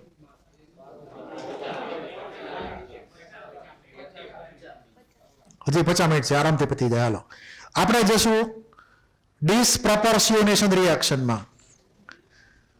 Very very important. પહેલા એ પૂરું કરી નાખીએ, પછી આમાં જશું ડિસ્પ્લેસમેન્ટમાં.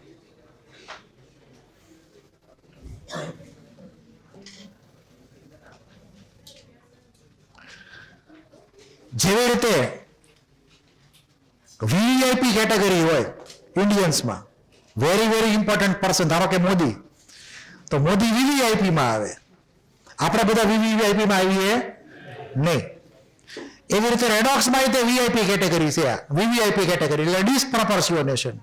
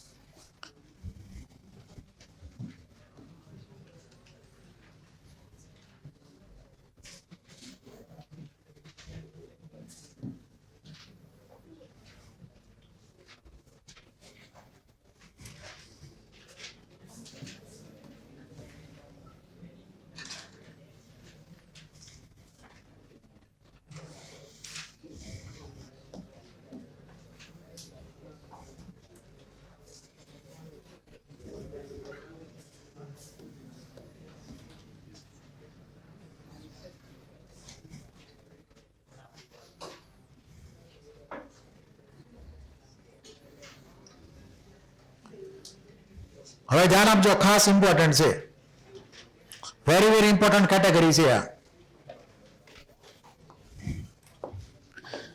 ધારો કે આપણે સીએલ એટમને ટાર્ગેટ કરીએ પહેલા, તો ક્લોરીન જે છે એની રેન્જ કઈ ઓક્સિડેશન સ્ટેટની બોલો? -1 થી +7. ધારો કે આપણે આમ એક નંબર લાઈન ડ્રો કરીએ, તો અહીંયા મિનિમમ વેલ્યુ -1 છે અને મેક્સ વેલ્યુ જે છે +7 છે.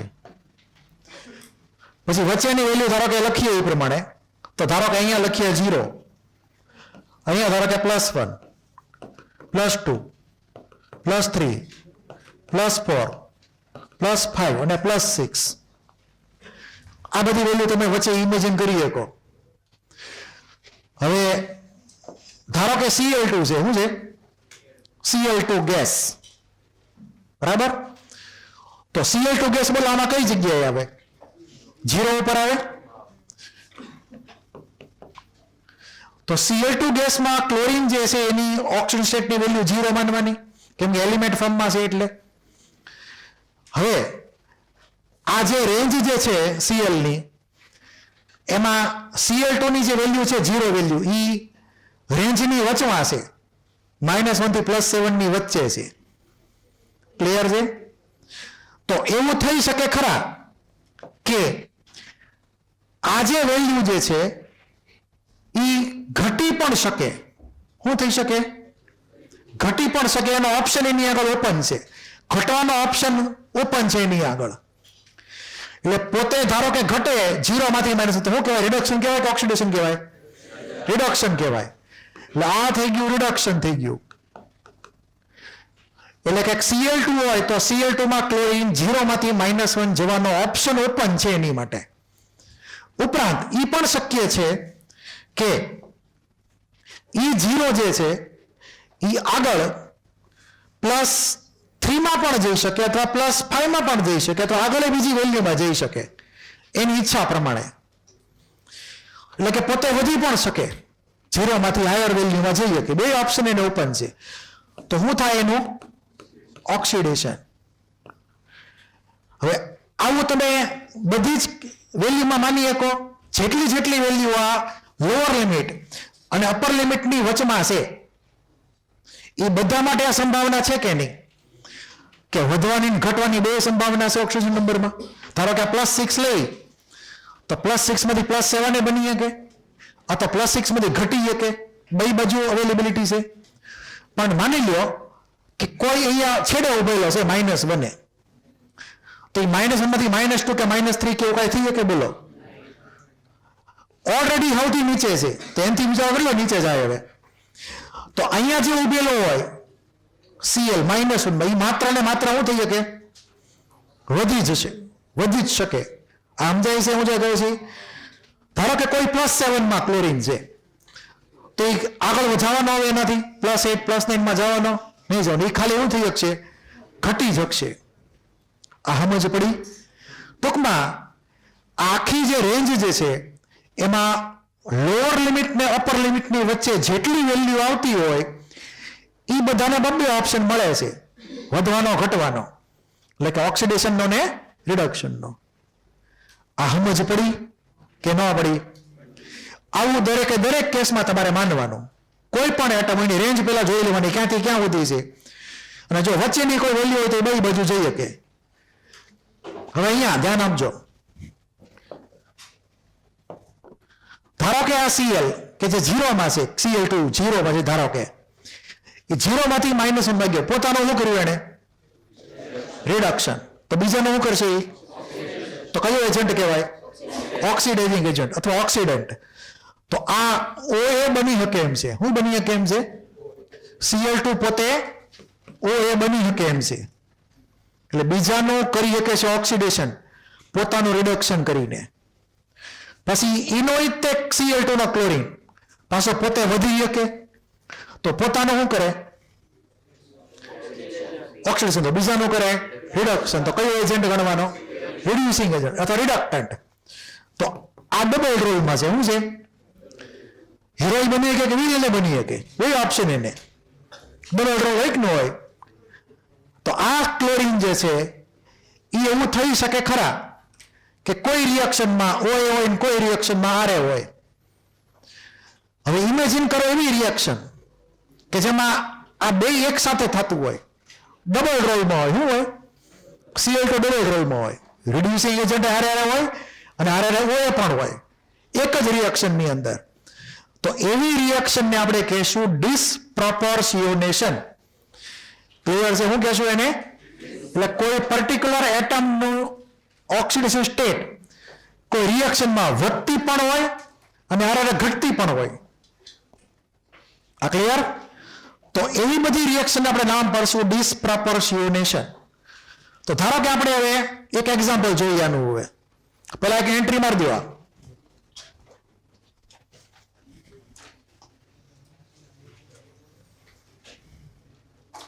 અહીંયા આરે આવશે.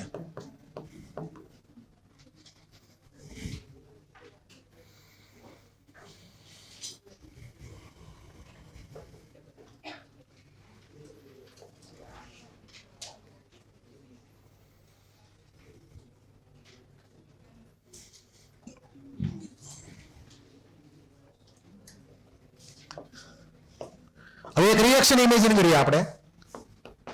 Cl2 ની આરે કોલ્ડ ડાયલ્યુટ NaOH. એટલે Cl2 ને તમે એડ કરી દો અથવા પસાર કરો Cl2 ગેસને કોલ્ડ ડાયલ્યુટ NaOH એટલે કે ઠંડો અને મંદ NaOH માં તમે એને પસાર કરો તો રેડોક્સ રિએક્શન થશે અને આપણને મળશે Cl- અને OCl-. એને બેલેન્સ કરવા માટે ઓલા સોડિયમ આયનો હાજર છે જે આપણે બેલેન્સિંગમાં લખેલા નથી હાલ પૂરતા, જરૂર નથી. એટલે અત્યારે આ બેલેન્સ નથી, બેલેન્સિંગની ચિંતા કરતા નહીં. ક્લિયર? એટલું તો આ જે રિએક્શન થઈ એમાં Cl2 ગેસ આપણે પાસ કર્યો NaOH ના સોલ્યુશનમાં કે જે કોલ્ડ અને ડાયલ્યુટ હતું, તો આપણને એમાં સોડિયમ ક્લોરાઇડ NaCl એટલે કે Cl- અને આરે સોડિયમ હાઇપોક્લોરાઇડ એટલે કે NaOCl એટલે કે સિમ્પલી OCl- એ આપણને મળી ગયો. હવે આમાં તમે જો ચેક કરશો તો આ રિએક્શનમાં અહીંયા Cl 0 સ્ટેટમાં છે, અહીંયા Cl- માં છે ને અહીંયા Cl છે એ +1 માં છે. બરાબર? તો આપણે એમ કહી શકીએ કે આ 0 માંથી -1 એટલે શું થયું? રિડક્શન. અને રિડક્શન થાય તો એ કયો એજન્ટ બને? Oxidising agent. પછી ઇનોઇટ Cl2 પાછો 0 માંથી +1 માં જાય, પોતાનો કરે ઓક્સિડેશન, તો એ થઈ ગયો રિડ્યુસિંગ એજન્ટ. તો હવે જો તમે આ રિએક્શનની અંદર Cl2 ડબલ રોલમાં છે, O અને R બંને છે, તો આવી જે કોઈ રિએક્શન હોય એને કહેવાય ડિસપ્રોપોર્શિયોનેશન રિએક્શન.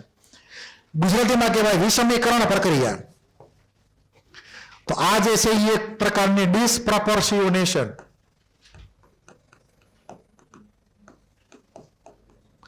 ગુજરાતીમાં વિષમીકરણ, અથવા બીજું નામ છે સ્વયં રેડોક્સ. એવા અલગ અલગ નામ પાડેલા છે. વિષમીકરણ કયો કે સ્વયં રેડોક્સ કયો અથવા સિમ્પલી ડિસપ્રોપોર્શિયોનેશન કયો. તો એક જ જણ O અને R બંને તરીકે બિહેવ કરતો હોય એટલે ઓક્સિડાઇઝ જે થાય રિડ્યુસ થાય, તો ધેટ ઇઝ ડિસપ્રોપોર્શિયોનેશન એક્ઝામ્પલ થઈ ગયું.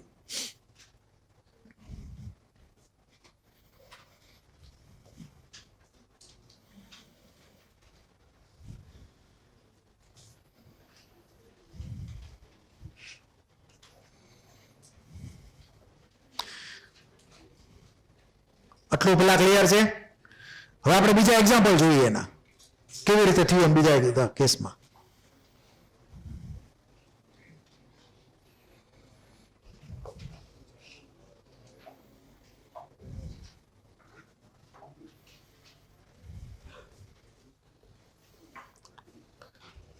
આગળ તમારે આ લખાણ વાંચવાનું એ પ્રમાણે, બરાબર. આપણને અહીંયા એક રિએક્શન આપેલી છે, ધ્યાનથી જુઓ. આ રિએક્શન એમાં ચેન્જ જુઓ ઓક્સિડેશન નંબરનો, અને મને કહો કે કયો એટમ જે છે વધે ઘટે બે બા આવે છે. ઓક્સિજન જે છે H2O2 નો એ -1 છે, એમાંથી વધીને 0 માં વયો ગયો O2 માં, અને હારે પાછો ઘટ્યો હોય તે વોટરની અંદર -2 માં વયો ગયો. તો H2O2 જે છે એનું આ ડીકમ્પોઝિશન છે. શું છે? જો આ ડીકમ્પોઝિશન ટાઈપની રેડોક્સ છે, હારે હારે ડિસપ્રોપોર્શિયોનેશન છે, ડબલ ટાઈપની રિએક્શન થઈ. એટલે તમને પૂછે એક્ઝામમાં કે ભાઈ આ કઈ કેટેગરીની રેડોક્સ ગણવાની, તો ડીકમ્પોઝિશન પ્લસ ડિસપ્રોપોર્શિયોનેશન. સમજાણું? એટલે એવું થઈ શકે ખરા કે કોઈ એક રેડોક્સ એક કરતા વધારે કેટેગરીમાં આવતી હોય. આમાં કોઈને કઈ ડાઉટ? આ તમારે ખાસ યાદ રાખવાની, H2O2 નું ડીકમ્પોઝિશન આપણને O2 આપશે ને વોટર આપશે. આગળ જતા પછી એના વિશે વાત કરવાની થશે ડિટેલમાં, એનો સ્પેશિયલ ટોપિક આવશે ત્યારે. પછી આગળ જાય એ પ્રમાણે અહીંયા તમને બીજી બધી રિએક્શન આપેલી છે, એમાં તમે દર વખતે એ આઈડેન્ટિફાય કરો કે વધે ઘટે છે કોણ આમાં, અને ચેક કરો એ પ્રમાણે કે છે કે નહીં ડિસપ્રોપોર્શિયોનેશન.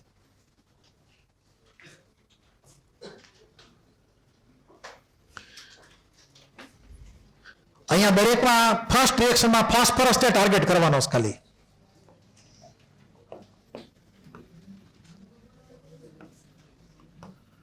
બીજા કોઈને ટાર્ગેટ કરવાના નથી. એટલે કોઈ એક પર્ટિક્યુલર ટાઈપનો એટમ જ સિલેક્ટ કરવાનો, સારો લાગે એ. H અને O જનરલી આવતા નથી, સિવાય કે H2O2 માં આપણે એ પ્રમાણે લઈએ છીએ એટલે, બરાબર. બાકી એની સિવાયના એટમને પેલા ટાર્ગેટ કરવાના. તો ફોસ્ફરસને પેલા ટાર્ગેટ કરીએ આપણે. તો P4 અહીંયા ફોસ્ફરસ 0 માં હતો, એમાંથી બેઝિક મીડિયમમાં એની રિએક્શન થઈ રેડોક્સ, ડિસપ્રોપોર્શિયોનેશન ટાઈપ બેઝિક મીડિયમમાં. જો હું લખેલું છે OH-, યાદ રાખજો. એમાંથી આપણને ફોસ્ફીન ગેસ PH3 મળે, જેમાં ફોસ્ફરસ -3 માં છે, અને હારે અહીંયા H2PO2 -1 માં ફોસ્ફરસ +1 માં છે. એ તમે કેલ્ક્યુલેટ કરી શકો. હવે અહીંયા એક રૂલ હું તમને કહી દઉં PH3 માટે, ધ્યાન આપજો, ઇમ્પોર્ટન્ટ કે PH3 માં આપણે જોશું તો P અને H નો જે બોન્ડ જે છે એમાં ફોસ્ફરસ 2.1 ઇલેક્ટ્રોનેગેટિવિટી, H 2.1 ઇલેક્ટ્રોનેગેટિવિટી, બેયની હરખી છે ઇલેક્ટ્રોનેગેટિવિટી. તો આમાં કોને પ્લસ ને કોને માઇનસ ગણવો, કયા રૂલને આધારે ગણવો. પછી બીજી આઈટમ છે કાર્બન આયોડિન. કાર્બનની 2.5, આયોડિનની 2.5. તો આમાંય કોને ગણવાના આવે? તો જ્યારે આવી રીતે ટાઈ પડે ધારો કે, અથવા હજી એક છે N અને Cl, એમાં જનરલી આપણે N અને Cl ની વેલ્યુ 3.0 લઈએ છીએ દર વખતે. હું Cl 3.0 માની લઉં તો આમાં ટાઈ પડી. તો આવા દરેક કેસમાં જેમાં ટાઈ પડે તો સુપર ઓવર આવે. અને સુપર ઓવરનો મતલબ અહીંયા એવો કરવાનો કે જે એટમની સાઈઝ મોટી એને નેગેટિવ આપી દેવાનું. તમે ફિઝિક્સમાં ભણશો કે જેમ સ્ફિયર મોટી સાઈઝનું હોય એમ નેગેટિવ ચાર્જ વધારે ડિસ્પર્સ થઈને સ્ટેબલ એનાયન બનાવે. ક્લિયર? તો અહીંયા જે નેગેટિવ ચાર્જ જે છે એ લાર્જર એટમને આપી દેવાનો, કેમ કે ઇલેક્ટ્રોન બહાર રહેવાના ન્યુક્લિયસની, એટલે એનાયનમાં રિપલ્શન વધારે હોય ઇન્ટર ઇલેક્ટ્રોનિક. કેટાયનમાં તો ઇલેક્ટ્રોન ઓછા થઈ ગયા એટલે રિપલ્શન એટલું બધું થવાનું છે નહીં. એટલે આપણે રૂલ પ્રમાણે જે મોટી સાઇઝનો એટમ હશે એને માઇનસમાં ગણશું. તો પી અને એચ માં મોટું કોણ થયું બોલો? Phosphorus third period. તો પી ને કેવો ગણવાનો? માઇનસ. એચ ને ગણવાનો પ્લસ. એટલે અહીંયા PH3 ની અંદર આપણે જે ઇમેજિન કરશું એમાં ફોસ્ફરસ -3 માં ને H+1 માં ગણવાનો. પછી ધારો કે CI છે અહીંયા, તો ઇમેજિન કરો CI4 ધારો કે, તો CI4 લઈએ તેમાં આયોડિન દરેકને -1 માં ગણવાનો, કાર્બન ને +4 માં ગણવાનો. આ રૂલ ને આધારે કે લાર્જર સાઇઝનો જે એટમ હોય એને માઇનસમાં ગણવાનો. ઇન શોર્ટ તો અહીંયા કાર્બનના 4 બોન્ડના +4 ને આયોડિન 1 બોન્ડનો -1. પછી NCl હોય, ધારો કે NCl3, તો NCl3 ની અંદર N second period, Cl third period, તો મોટો એટમ કોણ થયો? Cl. તો Cl મોટો એટમ હોય તો આપણે Cl ને માઇનસમાં ગણશું. એટલે અહીંયા Cl ની વેલ્યુ -1 ને નાઇટ્રોજન ની વેલ્યુ +3 થઈ ગઈ NCl3 ની અંદર. આ રૂલ ખાસ યાદ રાખજો. એપ્લાય ક્યારે થશે? ઇલેક્ટ્રોનેગેટિવિટી સરખી હોય અને એટમ અલગ અલગ હોય ત્યારે.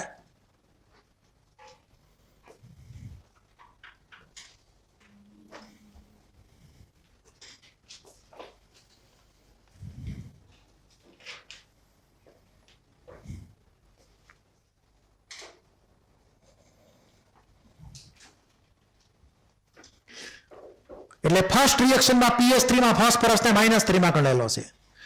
પછી નીચે ફોસ્ફરસ +1 ની તમે X વાળી મેથડથી આરામથી ગણી શકો. ડિફોલ્ટ H અને +1 ને O ને -2 લઈ લેવાના. લગભગ 90% થી વધારે કેસમાં સાચો જ જવાબ આવશે. પેરોક્સાઇડ તમારે ગોખી રાખવાના કે આટલા પેરોક્સાઇડ છે, એટલે એમાં નહીં હાલે ટૂંકમાં. પછી બીજી રિએક્શન, એમાં S8 છે, 0 માંથી સલ્ફર બેઝિક મીડિયમમાં, કેમાં? બેઝિક મીડિયમમાં કન્વર્ટ થયો S22-. જેવી રીતે O22- હોય, શું હોય? એવી રીતે અહીંયા S22- છે અને અહીંયા S2O3 છે. એમાં સલ્ફર પોતે +2 માં છે. ઓવરઓલ એવરેજ વેલ્યુ કઈ? Average value. ઓકે, તો એ 0 માંથી -2 એટલે ઘટ્યો, એટલે સોરી 0 માંથી અહીંયા -2 કેમ લખેલું છે અહીંયા?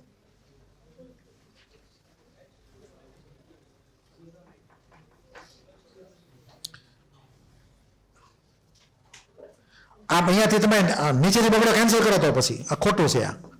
આ કેન્સલ કરો, બેલેન્સ નથી થતું. S -2 જ છે, S22- નથી. આ બગડો નીચેનો કેન્સલ થશે, માત્ર સલ્ફાઇડ જ છે.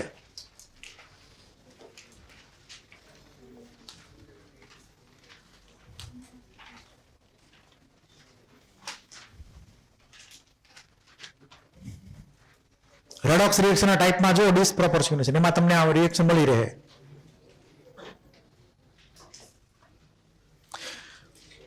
S22- નહીં પણ એકલો S ઉપર 2-. ઓકે, જો કે S22- શક્ય છે પણ આ રિએક્શનમાં નહીં. બરાબર, બાકી બંને છે કરો, પણ આપણે ભૂલથી અહીંયા એ છાપેલું આપણે ભૂલથી મેં એ કહી દીધું, તમે કરેક્શન કરીને S-2 સલ્ફાઇડ ગણજો. તો 0 માંથી -2 માં જાય સલ્ફર તો રિડ્યુસ થયો કહેવાય. 0 માંથી અહીંયા +2 માં જાય તો ઓક્સિડાઇઝ થયો કહેવાય. એટલે એ પણ અહીંયા સલ્ફરનું થયું ડિસપ્રોપોર્શનેશન. અહીંયા Cl2 ની રિએક્શન જે મેં તમને કીધી હતી એમાં અહીંયા Cl+1 માં છે, OCl-, અહીંયા માઇનસ કરો, અહીંયા નથી કરેલું માઇનસ. OCl- અથવા ClO-, એમાં Cl+1 માં છે અને અહીંયા Cl-1 માં છે. એ પ્રમાણે તો 3 રિએક્શન છે ડિસપ્રોપોર્શનેશન. તમને એક્ઝામમાં ઓળખવાનું કે આ રિએક્શન ડિસપ્રોપોર્શનેશન છે કે નહીં, તો આવડવું જોઈએ એક્ઝામમાં.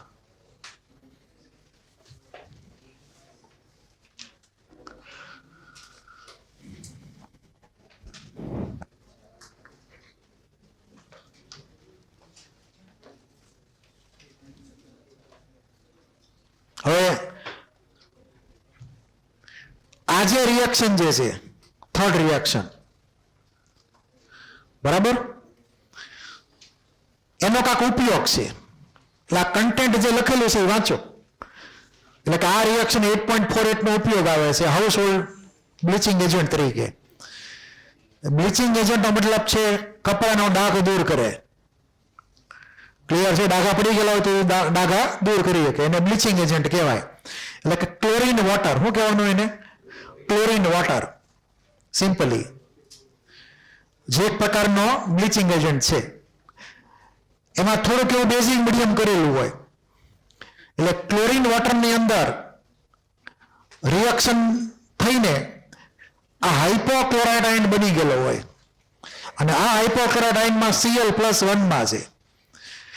જનરલી ક્લોરીનને -1 વધારે ગમે, આ ભૂલથી +1 માં વયો ગયો. તને છેલ્લે યાદ આવે કે મારે -1 માં જવાનું છે, એટલે પોતે શું થાય? રિડ્યુસ, ગામને શું કરે? ઓક્સિડાઇઝ. તો આ ClO- જે છે કે જેમાં Cl+1 માં છે, એ એક પ્રકારનો ઓક્સિડાઇઝિંગ એજન્ટ છે. એટલે કપડામાં જે ડાઘ લાગેલો હોય એની હારે કેમિકલ રિએક્શન કરે, સામેવાળાનું કરે ઓક્સિડેશન, પોતાનું કરે રિડક્શન Cl- માં, અને રંગ દૂર કરી નાખે. એટલે કે આ બ્લીચિંગ એજન્ટ તરીકેનું જે એક્શન છે એ હાઇપોક્લોરાઇડ ને લીધે છે. મેઇન પાર્ટ ઈ છે હાઇપોક્લોરાઇડ. આ તો ખાલી ટાઈમ પાસ માટે બાજુમાં છે Cl- સપોર્ટિંગ રોલમાં. મેઇન હીરો કોણ છે? આ હાઇપોક્લોરાઇડ Cl-1. ક્લિયર? એટલું જે ઓક્સિડેશનથી રંગ દૂર કરશે. એટલે એની વાર્તા તમને અહીંયા લખીને આપેલી છે, એ વાંચવાની શાંતિથી, બરાબર. રંગ દૂર કરે એટલે કલરલેસ થઈ જાય, ટૂંકમાં ડાઘો વયો જાય, ટૂંકમાં એમ તમે સમજી શકો. હવે બીજું કે જો આપણે અહીંયા Cl2 ન ગમે તો Br2 લો, I2 લો, કાંઈ ફેર પડશે નહીં. એટલે કે આ જે રિએક્શન હતી X2 + OH-, એમાં આપણને મળશે X- અને OX-. આ રિએક્શનમાં X જે છે એ Cl પણ હોઈ શકે, Br પણ હોઈ શકે, અને આયોડીન હોઈ શકે. એટલે કે Cl2 + OH- gives Cl- ને OCl-. Br2 લ્યો તો Br2 + OH- આપણને આપે Br- અને OBr-. Same logic આયોડીનમાં. અહીંયા ખાસ ધ્યાન રાખવાનું છે કે અહીંયા X ≠ ફ્લોરીન, બરાબર. કેમ કે ફ્લોરીન F2 જે છે ફ્લોરીન, એનું ડિસપ્રોપોર્શિયોનેશન થઈ શકતું નથી. કેમ કે ફ્લોરીન હંમેશા -1 માં જ રહે.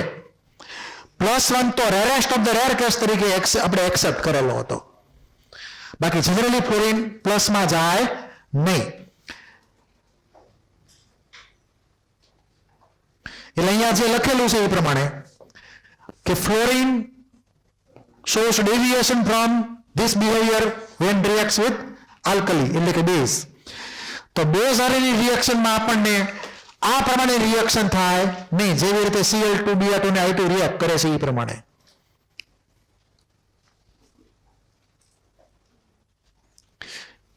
અત્યારે મેં અહીંયા જે OH- લીધેલો છે એ કોલ્ડ અને ડાયલ્યુટ છે. કોલ્ડ અને ડાયલ્યુટ એટલે કે ઠંડો અને મંદ. હવે જો એની બદલે ગરમ અને સાંદ્ર, હોટ અને કોન્સન્ટ્રેટેડ NaOH લઈએ અથવા કે એટલે તો રિએક્શનમાં થોડોક ચેન્જ આવશે પ્રોડક્ટ બાબતમાં. તો એ રિએક્શન અહીંયા લખું છું. તો X2 એની હારે OH-, હોટ અને કોન્સન્ટ્રેટેડ, CONC એટલે કોન્સન્ટ્રેટેડ એટલે કે સાંદ્ર. તો એમાં આપણને રિએક્શન થશે X- અને XO3-1.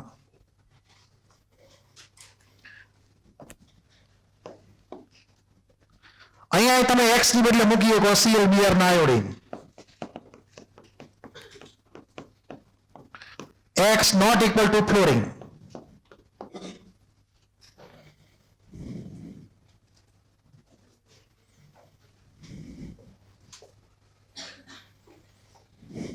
તમને આ એક્ઝામમાં પૂછે કે હોટ અને કોન્સન્ટ્રેટેડ NaOH અથવા KOH સાથે Cl2 ની રિએક્શન કરવામાં આવે તો ક્લોરીનનો ચેન્જ કયો ઓક્સિડેશન સ્ટેટનો, તો 0 માંથી -1 અને 0 માંથી +5. અહીંયા Cl અથવા બે અથવા આયોડિન +5 માં છે, XO3 -1 એટલે +5 થઈ ગયું અહીંયા. એની સામે અહીંયા ચેન્જ તો 0 થી +1 ને 0 થી -1, આમાં 0 થી -1 ને 0 થી +5. ખાસ યાદ રાખજો, ઇમ્પોર્ટન્ટ છે. અને આ રિએક્શન ગોખી નાખજો કે આમ જ થાય એમ. એટલે તમને એક્ઝામમાં પ્રોડક્ટ સહિત પૂછાય. રેડોક્સમાં જે ક્વેશ્ચન આપેલા છે એમાં પ્રોડક્ટ સહિત પૂછેલું છે રિએક્શન, કે શું બનશે પ્રોડક્ટ એમ. ખાલી નામની એન્ટ્રી મારી દઈએ આપણે. આનો તો નામ તમને ખબર જ છે, હાઇપો હેલાઇટ. આનું નામ શું લખીએ આપણે? Hypo halide.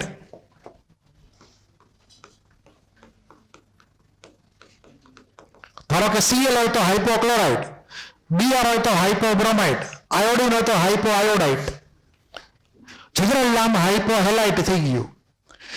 અહીંયા જે XO3 માઇનસ છે એનું નામ છે હેલેટ, જનરલ નામ. ક્લોરીન હોય તો ક્લોરેટ, બ્રોમિન હોય તો બ્રોમેટ, અને આયોડિન હોય તો આયોડેટ, જનરલ નામ હેલેટ.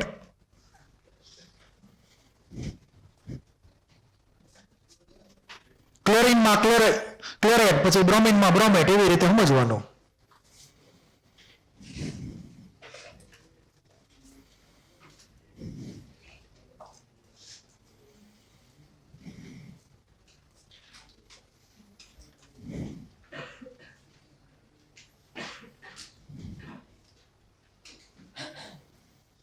આમાં કોઈને કઈ ડાઉટ?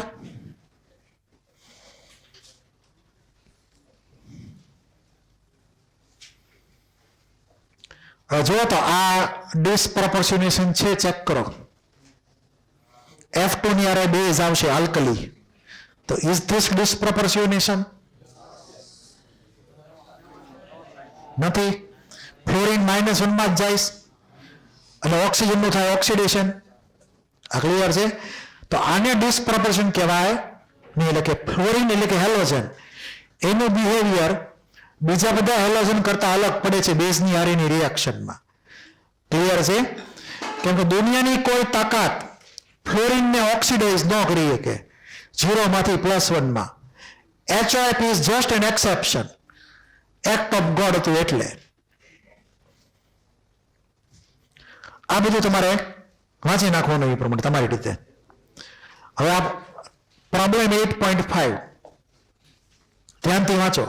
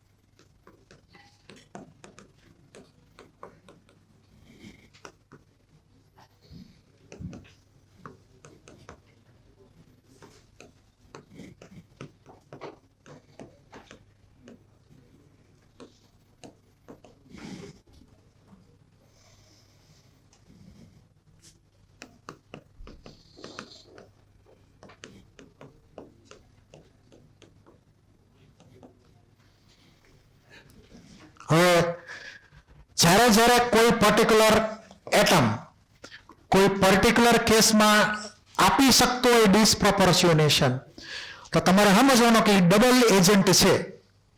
ઓ પણ છે અને હારે હારે આરે પણ છે. એની માટેની કન્ડિશન મેં પહેલા કહી દીધી હતી કે નંબર લાઈન ઇમેજિન કરી લેવાની. જે તે પર્ટિક્યુલર જે તમે એટમ કીધું હોય એની રેન્જ, એમાં અપર લિમિટ લોઅર લિમિટના આધારે બાકી બધી વેલ્યુ વચ્ચે મૂકી દેવાની. તો આપણે અહીંયા ક્લોરીનનું એક્ઝામ્પલ છે. તો ક્લોરીનમાં આપણને ખબર છે કે અહીંયા -1 છે ને આ બાજુ +7 છે. બરાબર? હવે પહેલો કેસ લઈએ ClO -1. એ કઈ જગ્યાએ છે બોલો? ClO -1 એટલે +1 ગણાય? તો એ વધી ઘટી શકે બે બાજુ કે એક જ બાજુ? બે બાજુ થઈ શકે. તો શું થઈ ગયો? OA plus RA. તો ઇટ વિલ શો ડિસપ્રોપોર્શનેશન. તો આ ClO માઇનસ જે છે એ પ્રોપર કન્ડિશનની અંદર બંને ટાઈપના એજન્ટ તરીકે બિહેવ કરી શકે. તો અહીંયા આવશે OA પ્લસ RA. પછીની આઈટમ છે ClO2 માઇનસ. એમાં Cl કેટલી વેલ્યુમાં છે બોલો? +3 માં છે. ધારો કે અહીંયા +3 લખીએ અને ઈ ધારો કે ClO2 -1 છે, તો એ બે બાજુ આવે કે ન આવે? કેમ કે તો વચ્ચે ઉભેલો છે આખી રેન્જમાં, તો એ પણ OA પ્લસ RA થઈ શકે. પછી ClO3 માઇનસ, એ બોલો ક્યાં આવશે હવે? એ +5. તો ધારો કે અહીંયા +5 ઇમેજિન કરી લઈએ, તો એ પણ OA પ્લસ RA વચ્ચે ઉભેલો છે. એટલે હવે બોલો કોણ બાકી રહ્યું આમાં? છેલ્લો ClO ફોર્મેશન ક્યાં ઉભેલો છે? +7 ઉભેલો છે. ઈ હંમેશા ઘટી જશે, વધી શકશે નહીં. તો અહીંયા જે ClO4 -1 છે ઈ કયો એજન્ટ બની શકે અને કયો ન બની શકે? તો OA અને RA એમાંથી બે ઓપ્શન છે. કેમાં ટીક માર્ક કરો, કેમાં ક્રોસ મારો? OA નો મતલબ છે ઓક્સિડાઇઝિંગ એજન્ટ, પોતાનું કરશે રિડક્શન, તો એમાં ટીક માર્ક. RA બની શકે કે ન બની શકે? કેમ કે રિડ્યુસ બીજાને કરવા હોય તો એને પોતાના થવું પડે ઓક્સિડાઇઝ. જે આગળ થયું કે એમ નથી કોઈ રીતે, તો કેન્સલ. તો જે મેક્સિમમ વેલ્યુ ઉપર ઉભેલો હોય તો એ માત્ર ને માત્ર એક જ એજન્ટ બની શકે ને, એ છે OA. આની અંદર RA બની શકે નહીં. જ્યારે વચ્ચેવાળા જેટલા હતા એ બની શકે માત્ર double agent OA plus RA. ધારો કે અહીંયા કોઈ ઉભેલું છે Cl માઇનસ, ધારો કે, તો મને કહો કે Cl માઇનસ ધારો કે હોય તો એ કયા એજન્ટમાં આવી શકે? હે? ઓનલી આવી શકે RA. તો RA માં ટીક માર્ક ને OA માં ક્રોસ. હવે આવું તમે દરેકે દરેક એટમમાં એપ્લાય કરી શકો. તમને એની રેન્જ ખબર હોવી જોઈએ, ક્યાંથી ક્યાં સુધીની રેન્જ છે, અને પછી એની વેલ્યુ રાખવાની જે કીધું એ પ્રમાણે. અને વચ્ચે હોય તો બાય બાજુ, પહેલા છેલ્લે હોય તો cancel. Do not show disproportionation. તો આમાંથી શરૂઆતના 3 જે છે એ ડબલ એજન્ટ છે, જેથી કરીને એ લોકો આપી શકશે આપણને ડિસપ્રોપોર્શનેશન. આ માત્ર ને માત્ર બની શકશે ઓક્સિડાઇઝિંગ એજન્ટ. ક્લિયર? એટલે આપણે એક આન્સર એનો કમ્પ્લીટ. હવે રિએક્શનની વાત કરીએ તો રિએક્શન તો આપણે એમને ખાલી જોઈ લેવાની, યાદ રહેતો યાદ રાખી લેવાની, ધ્યાનથી જોવો અને ચેક કરો એ પ્રમાણે છે કે નહીં ડિસપ્રોપોર્શનેશન.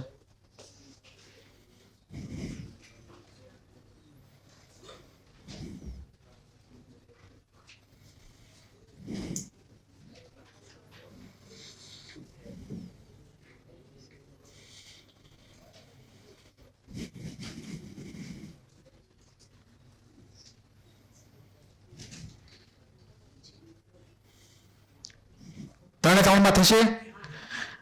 આમાં Cl ની મનગમતી આઈટમ કઈ? આ બધામાં હાજર છે. તો Cl ની મનગમતી વેલ્યુ -1 છે, તો એ તો બનાવે જ -1, પણ હારે જે બીજું બને ઓક્સિડાઇઝ તો એનું લખવાનું એક એ પ્રમાણે, એટલે ગોખવામાં તમને કામ લાગે એ પ્રમાણે. તો એક તો -1 આવશે જ, તો ડિફોલ્ટ ત્રણેયમાં જે બીજું ઉદાહરણ થતું એ લખવાનું એ પ્રમાણે. તો અહીંયા +5 થઈ ગયું. અહીંયા +3 માંથી હાયર જાઓ તો તમે +5 કરી શકો. આમાં +5 થી હાયર જાઓ તો +7 કરી શકો. ઓકે, એટલે તમને આવી રીતે કંઈક પૂછેલું તો આવડવું જોઈએ. આ H નો મતલબ ફોટોકેમિકલ રિએક્શન, ફોટોનની પ્રેઝન્સમાં રિએક્શન થાય એમ કહેવા માંગે છે. શક્ય હોય તો આ રિએક્શન યાદ રાખવાની. એટલે તમને એક્ઝામમાં પૂછે JEE માં કે ClO3 માઇનસ અંડરગોઝ ડિસપ્રોપોર્શનેશન, તો એનો ચેન્જ કેવો હશે ઓક્સિડેશન નંબરનો? તો +5 માંથી એક તો -1, એ તો થવાનું જ છે. એટલે પછી +5 માંથી વધીને થાય +7. આ એનો આન્સર થયો. એ 3, બાકી બધામાં એ ક્વેશ્ચન રિપીટ કરી શકાય.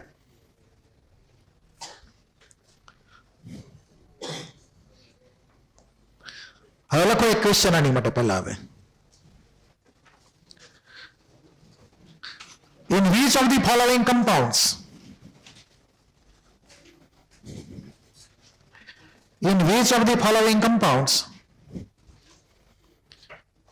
underlying species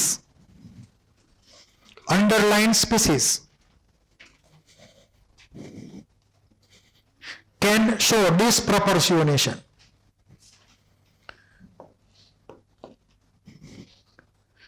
In which of the following molecules underlying species can show disproportionation? બ્રેકેટમાં OA plus RA double agent એમ સમજી ગયા ને. એટલે હું તમને એમ પણ પૂછી કોઈ એક્ઝામમાં કે how many of the following molecules can act as OA plus RA double agent. તો ડિસપ્રોપોર્શનેશન નો બીજો સિનોનિમ OA plus RA સમજી લેવાનું. હું તમને એમ પણ પૂછી શકું કે કોણ ઓનલી OA બની શકે અને કોણ ઓનલી RA બની શકે. તો આપણે કેટલાક એવા સ્પીસીસ લખીએ અહીંયા, એમાં અંડરલાઈન કરેલા એટમમાં તમારે ટાર્ગેટ કરવાનું, બીજા કોઈ નહીં. પહેલા બધા લખી નાખું છું, પછી તમે એ પ્રમાણે અંડરલાઈન કરજો હરખી રીતે કહું ત્યારે.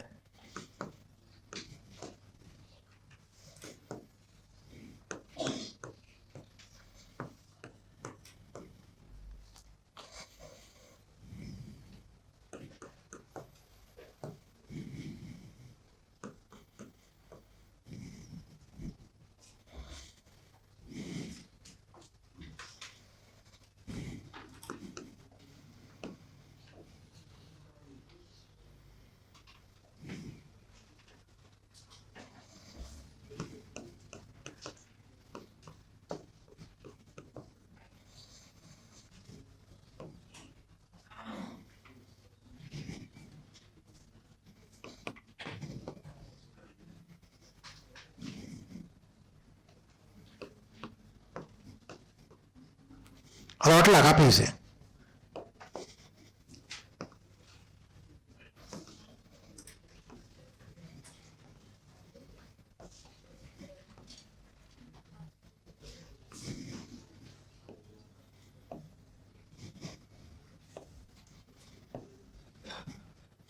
અંડરલાઈન કરેલા એટમમાં તમારે રેન્જ વિચારવાની અને એની ઉપરથી જવાબ દેવાનો.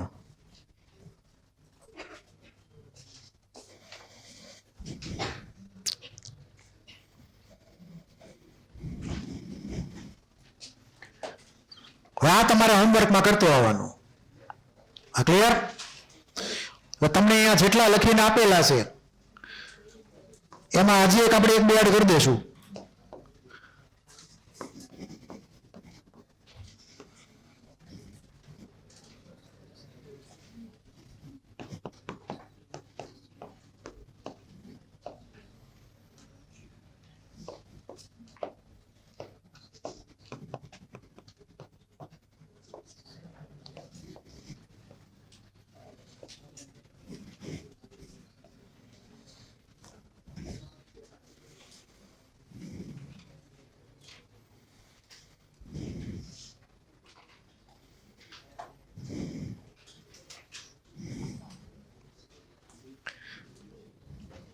એક આનું નામ લખી નાખજો, ઓક્ઝેલિક એસિડ, જનરલ નામ.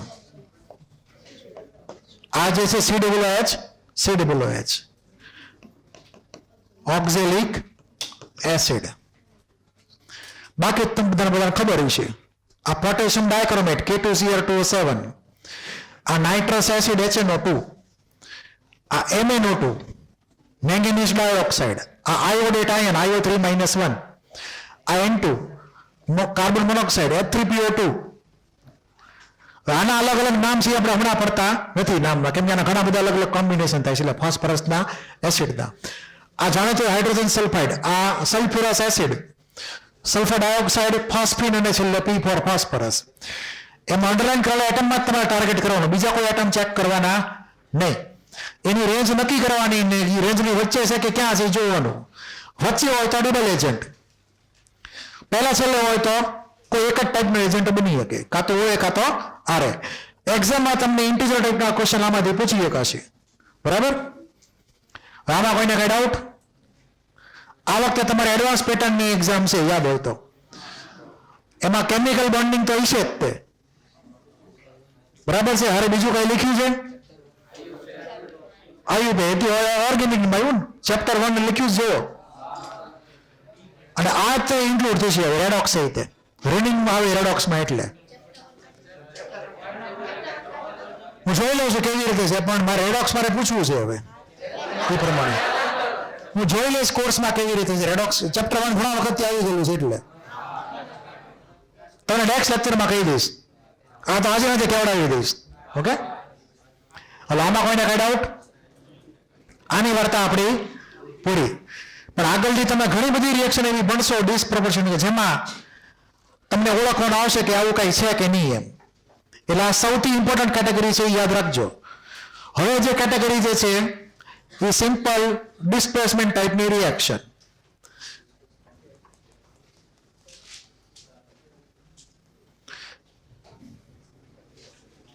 એ બધી જનરલ રિએક્શન છે, એમાં કઈ ખાસ એવું કઈ રોકેટ સાયન્સ છે નહીં. રોકેટ સાયન્સ આપણે ભણી લીધું ડિસ્પ્રોપોર્શનેશનનું.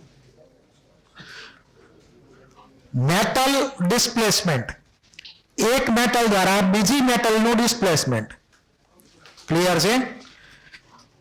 જે સ્ટ્રોંગ હોય, જે બળવાન હોય, સ્ટ્રોંગ હોય, એ નબળાને એની જગ્યા ઉપરથી ઊભો કરીને પોતે બેસી જાય. એટલે ગુજરાતીમાં કહેવાય છે જિસકી લાઠી ઉસકી ભેંસ.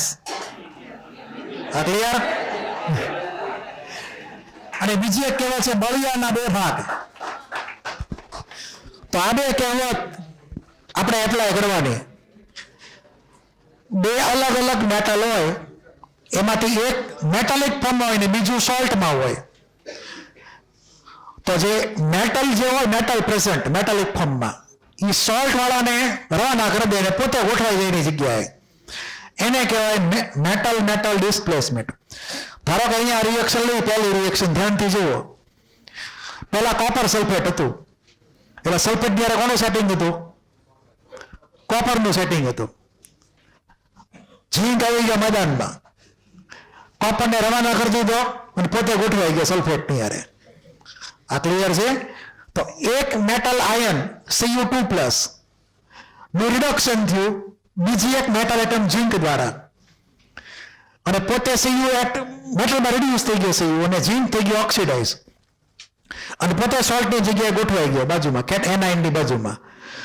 હવે આવી રિએક્શન તો ને તો જ થાય જો આ ઝીંક જે છે એ પોતે સરળતાથી પોતાનું ઓક્સિડેશન કરી શકતો હોય. એટલે પોતે સ્ટ્રોંગ રિડ્યુસિંગ એજન્ટ હોય. શું હોય? સ્ટ્રોંગ રિડ્યુસિંગ એજન્ટ હોય. ઓલો Cu જે છે અહીંયા જે બનેલો છે આ Cu0 વાળો, એ ઇઝીલી +2 જઈ શકતો નહીં. બાકી પ્રાણ વિયોગ્ય +2, એને જવું તો 0 જ તે, પણ વિયોગ્ય ભૂલથી +2, એટલે પાછો વહી આવે, પાછો હતો ને ત્યાં. એટલે કે આ રિએક્શન માટે કમ્પલસરી રિક્વાયરમેન્ટ છે કે અહીંયા આ થઈ ગયો SRA, સ્ટ્રોંગ રિડ્યુસિંગ એજન્ટ, ઝીંક મેટલ એટમ. એ કોપરને કરે રિડ્યુસ. Cu જે છે અહીંયા 0 સ્ટેટમાં, એ છે WRA, વીક રિડ્યુસિંગ એજન્ટ છે. એ પોતે 0 માંથી +2 થઈ શકતી નથી, એટલે બેકવર્ડ રિએક્શન નથી થઈ શકતી. બેકવર્ડ રિએક્શન ફોરવર્ડ જ થશે. હંમેશા સ્ટ્રોંગ માંથી વીકમાં જ રિએક્શન ટ્રાન્સફર થતી હોય. કોઈથી વીક માંથી સ્ટ્રોંગમાં રિએક્શન ટ્રાન્સફર થાય, એટલે કે ઊંધી રિએક્શન આમાં થતી નથી. આ સમજાણું કે ન સમજાણું? તો આમાં તમે જોઈ શકશો કે ચેન્જ આવ્યો એક મેટલ દ્વારા બીજી મેટલમાં. તો મેટલ મેટલ ડિસ્પ્લેસમેન્ટ ગણવાનું આ પ્રમાણે. આવી કોઈ પણ રિએક્શન હોય એમાં તમારે આ પ્રમાણે ઓર્ડર લખવાનો છે. પછી અત્યારે આ રિડ્યુસિંગ એજન્ટ છે, તો Cu2+ ને કેવો કહેવાય? બોલો, કયો એજન્ટ ગણવો? હે? ઓક્સિડાઇઝિંગ એજન્ટ, બરાબર. અને પાછો સ્ટ્રોંગ હશે. કેવો હશે? Strong oxidising agent. એટલે કે લખવું અહીંયા તો સ્ટ્રોંગ ઓક્સિડાઇઝિંગ એજન્ટ SOA. તો અહીંયા જે ઝેડેન સલ્ફેટ જે છે, ઝીંક સલ્ફેટ, એનો ઝેડેન +2 0 જઈ શકતો નથી, પોતાનું રિડક્શન કરી શકતો નથી. તો બીજાનું ઓક્સિડેશન ન કરી શકે. તો કેવો થઈ ગયો? Weak oxidising agent. એટલે કે અહીંયા તમે જોશો તો પેર કઈ બની? સ્ટ્રોંગની અરે સ્ટ્રોંગની પેર બની, અને એમાંથી વીક વાળી પેર છૂટી પડી ગઈ, એટલે SS માંથી WW તરફ રિએક્શન શરૂ થઈ. SS સમજી ગયા ને, સ્ટ્રોંગ સ્ટ્રોંગ, એમાંથી વીક અને વીક બની ગયા બે. તો બંને સ્ટ્રોંગ વાળા એજન્ટ કમ્બાઈન થાય, એમાંથી વીક વાળા એજન્ટને ક્રિએટ કરે. ક્લિયર? ધારો કે બીજી રિએક્શન છે, કેલ્શિયમ વેરી રિએક્ટિવ મેટલ છે, V2O5 ના વેરેડિયમને રવાના કરી દે અને પોતે ગોઠવાઈ જાય ઓક્સિજનની યારે, કેમ કે ગ્રુપ 1 અને ગ્રુપ 2 ની મેટલને ઓક્સિજન બહુ ગમે. બીજા કોઈની યારે ઓક્સિજન હોય એને ગમે નહીં, તો તરત ઓક્સિજન લઈ લે ઓલા આગળથી. તો વેરેડિયમ આગળથી ઓક્સિજન વયો ગયો, વેરેડિયમ થઈ ગયો રિડ્યુસ અને બની ગયો કેલ્શિયમ ઓક્સાઇડ. તો આ થઈ ગઈ મેટલ મેટલ ડિસ્પ્લેસમેન્ટ ટાઈપની રિએક્શન. TiCl4 ને Mg, Mg એટલે ગ્રુપ 2. ક્લિયર? એને ક્લોરીન બહુ ગમે ઓક્સિજનની જેમ, એ તે ક્લોરીન ઉપાડી લે, Ti ને રિડ્યુસ કરી નાખે. Cr2 વર્સિસ એલ્યુમિનિયમ, આ રિએક્શન બહુ ઇમ્પોર્ટન્ટ છે.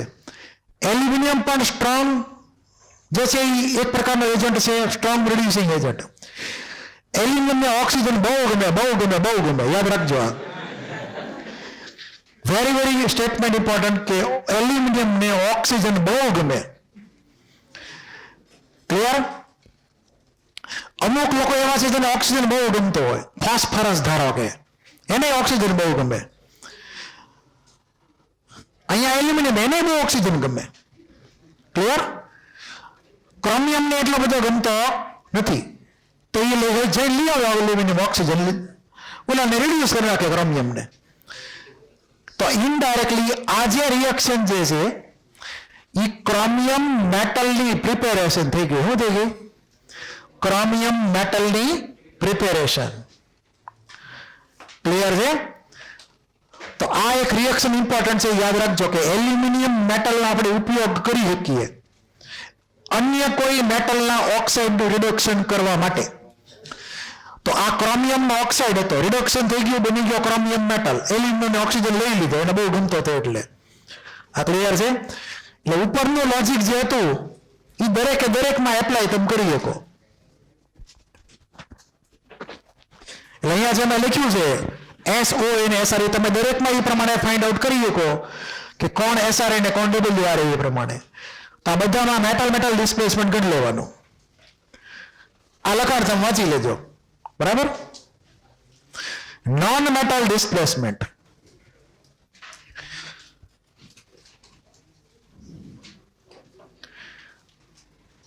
અહીંયા થોડું વધારે સ્પેસિફિકેશન કરવું પડે આમ તો. Non metal displacement by metal એમ એડ કરી દે, આપણને ક્લિયર થઈ જશે. By metal.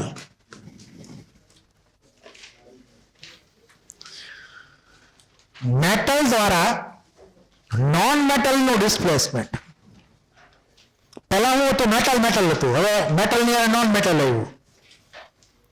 તો એક્ઝામ્પલ જેટલી સમજાશે એમને નહીં સમજાય. ધારો કે તમે સોડિયમ પાણીમાં નાખો, સોડિયમ કેમાં નાખશો? પાણીમાં. હવે વોટરમાં તો બંને નોન મેટલ જ છે. સોડિયમ જો પાણી નાખો, અને સોડિયમ તો હાઈલી રિએક્ટિવ છે, પાણી ધોળાકા કરે અને બનાવે Na+ સીધો, અને એ પાણીના કટકા કરી નાખે H+ ને OH- માં એ પ્રમાણે. તો OH- પેલા તો બની જાય Na+ અને NaOH બનાવી નાખે. સોડિયમ નું થી ઓક્સિડેશન 0 થી +1, સામે ઓલો હાઇડ્રોજન રિડ્યુસ થઈ ગયો +1 માંથી 0 માં. એટલે મેટલ સોડિયમે વોટર H2O જે હતો એમાં જે હાઇડ્રોજન નોન મેટલ હતો એને રવાના કરી દીધો બહાર, અને પોતે ગોઠવાઈ ગયો જઈ OH ની હારે, H2 વયો ગયો. તો મેટલ દ્વારા નોન મેટલ હાઇડ્રોજનનું ડિસ્પ્લેસમેન્ટ વોટરમાંથી.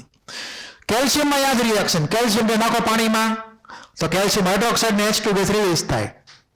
તો ગ્રુપ 1 ની મેટલ બધી ગ્રુપ 1 ની બધી જ મેટલ પાણી નાખો H2 ગેસ મળે. ક્લિયર છે? પણ ગ્રુપ 2 જે છે, ગ્રુપ 2 એમાં આપણે બેરિલિયમ મેગ્નેશિયમ નહીં લેવાના. તો આ રિએક્શન જે છે નીચે કેલ્શિયમ વાળી, એ તમે SR અને બેરિયમમાં કરી શકો. આ રિએક્શન. બેરિલિયમ અને મેગ્નેશિયમમાં એટલી બધી થતી નથી. એટલે ઠંડા પાણી યારે મેગ્નેશિયમ અથવા બેરિલિયમ કોઈ H2 ગેસ આપે નહીં, પરંતુ આ ત્રણ જણા બાકીના જે વધ્યા કેલ્શિયમ, સ્ટ્રોન્શિયમ ને બેરિયમ, એ તમને H2 ગેસ આપે પાણી યારે. ગ્રુપ 1 તો બધા આપે. એટલે અહીંયા લખી નાખો ઓલ. ઓલ એટલે કોણ? Lithium, sodium, potassium, rubidium, caesium, બધા H2 ગેસ તમને આપે. એટલે અહીંયા ધ્યાન રાખવાનું છે કે તમને H2 ગેસ કેમાં મળે ને કેમાં ન મળે. એવો તમને ઇન્ટીજર ટાઈપનો ક્વેશ્ચન ઇનઓર્ગેનિકમાં પૂછી શકાય, એડવાન્સમાં અથવા મેઇનમાં તે. બરાબર? આ દરેક લોજિક યાદ રાખજો. ઇનઓર્ગેનિકમાં જેટલા વધારે ફેક્ટ આવડતા હશે એટલા સારા માર્ક આવશે.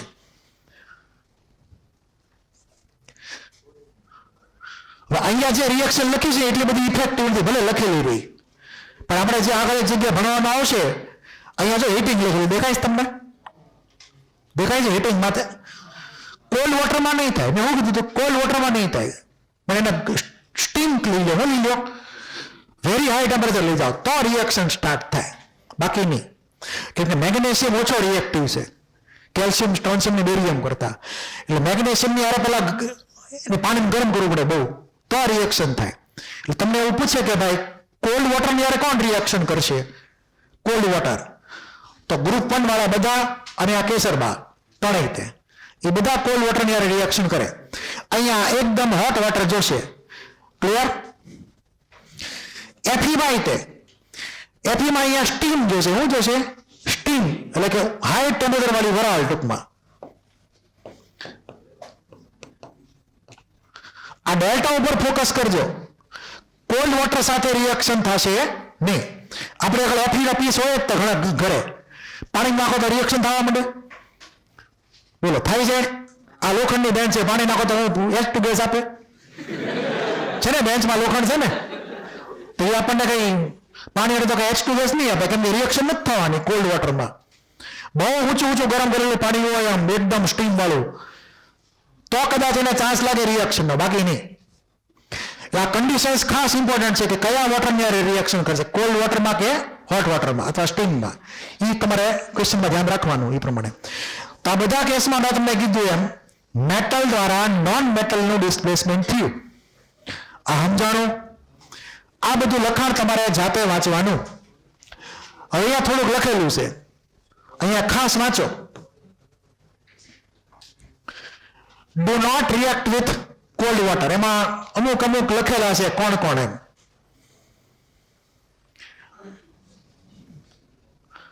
આ લખેલું તો છે, આગળ બધું આવી ગયું ટૂંકમાં એમ સર્ચ. આ લખાણ વાંચજો સરખી રીતે.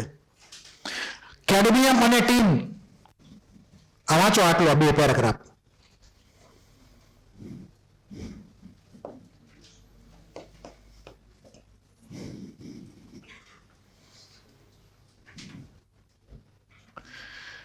Do not react with steam. Cadmium ને ટીન ડાયરેક્ટ તમે પાણી હારે મૂકો ગરમ કરવા તો રિએક્શન નહીં થાય, પણ એસિડ હોય તો રિએક્શન થશે. બરાબર? ધારો કે આવી એક રિએક્શન ઇમેજિન કરીએ, કેડમિયમ ની હારે HCl હોય, એટલે કે એસિડિક મીડિયમ હોય, તો આપણને CdCl2 મળે ને H2 ગેસ રિલીઝ થાય. એટલે કે કેટલીક મેટલ એવી હશે જે પાણી હારે તો રિએક્શન નહીં જ કરે, સ્ટીમ હોય તો નહીં, પણ એસિડ ની હારે રિએક્શન કરીને H2 ગેસ આપશે. એમાં 2 જણા ઇન્વોલ્વ થયા છે અહીંયા, કેડમિયમ અને ટીન. બરાબર? બીજું, જે લોકો કોલ્ડ વોટરની હારે રિએક્શન કરીને H2 આપે, એ તો એસિડ હારે તો H2 આપે જ તક ન આપે, કેમ એસિડ એટલે HCl એકવીએસ થયો, રિએક્શન થવાની જ છે. પણ અહીંયા પ્રોબ્લેમ એ છે ધ્યાન રાખવાનો કે આપણે કયો ક્વેશ્ચન છે કે કોણ વોટર હારે રિએક્શન નહીં કરે સ્ટીમની હારે રીતે, પણ HCl હારે રિએક્શન કરીને H2 આપશે, એવો ક્વેશ્ચન છે. તો કેડમિયમ ટીન તમારે ખાસ એ પ્રમાણે યાદ રાખવાના. આ બધું એકવાર તમે તમારી નજર ફેરવી લેજો, જે લખી છે આપણે વાત કરી એ પ્રમાણે કે ઝીંક અને HCl, Mg અને HCl, Fe અને HCl આ બધામાં મેટલ હારે રિએક્શન થઈ એસિડથી H2 ગેસ મળ્યો. બરાબર છે? Mg અને Fe તો આપણે સ્ટીમની હારે રિએક્શન કરતા હતા, યાદ હોય તો. ક્લિયર? અહીંયા આપણે આટલું પૂરું કરીએ. હવે બાકી બધું આપણે નેક્સ્ટ ટાઈમ. હવે હોમવર્કમાં મેં તમને અમુક ઓલા ક્વેશ્ચન લખાવેલા હતા, જે પેલા ઓલા નિકલ વાળા ક્વેશ્ચન લખાવ્યા હતા, અને પછી ઓલા ડિસ્પર્શન કોનો થાય ને કોનો ન થાય એ બધું લખાવેલું હતું. ક્લિયર? એ બધું વર્કઆઉટ કરતા નહોતા, બીજું મોડ્યુલ લાવો એક હજી.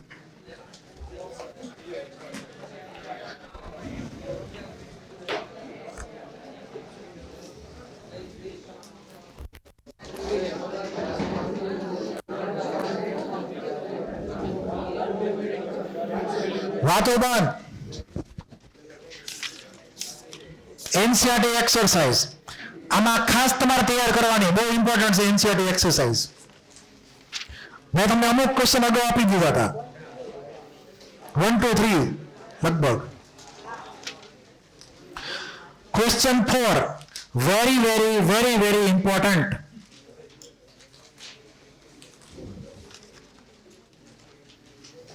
ક્વેશ્ચન 6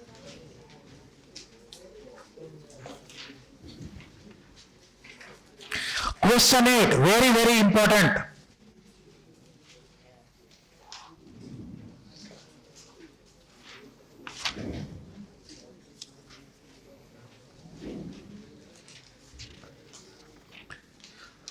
ત્યારબાદ ક્વેશ્ચન 9 જે છે ખાલી રીડિંગ માટે છે, એ લખવાના નથી, અને આગળના બધા લખવાના છે.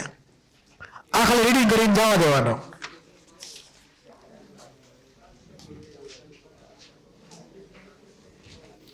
અગિયારમો ક્વેશ્ચન એ રીડિંગ માટે છે, કમ્પલસરી વાંચજો તો તમને ક્લિક થશે લોજિક અંદરનું શું છે એટલા માટે. આટલું તમારું હોમવર્ક. 2 ક્વેશ્ચન રીડિંગ માટે, બાકી બધા લખવાના છે શરૂઆતમાં કીધા, અને બીજા ક્વેશ્ચન તમને લખાવ્યા એ બધા. બીજું જયસ્વાલ જે છે એ કેમિકલ બોન્ડિંગમાં આખી પૂરી કરી નાખજો, બરાબર છે? તો ફાયદો થશે.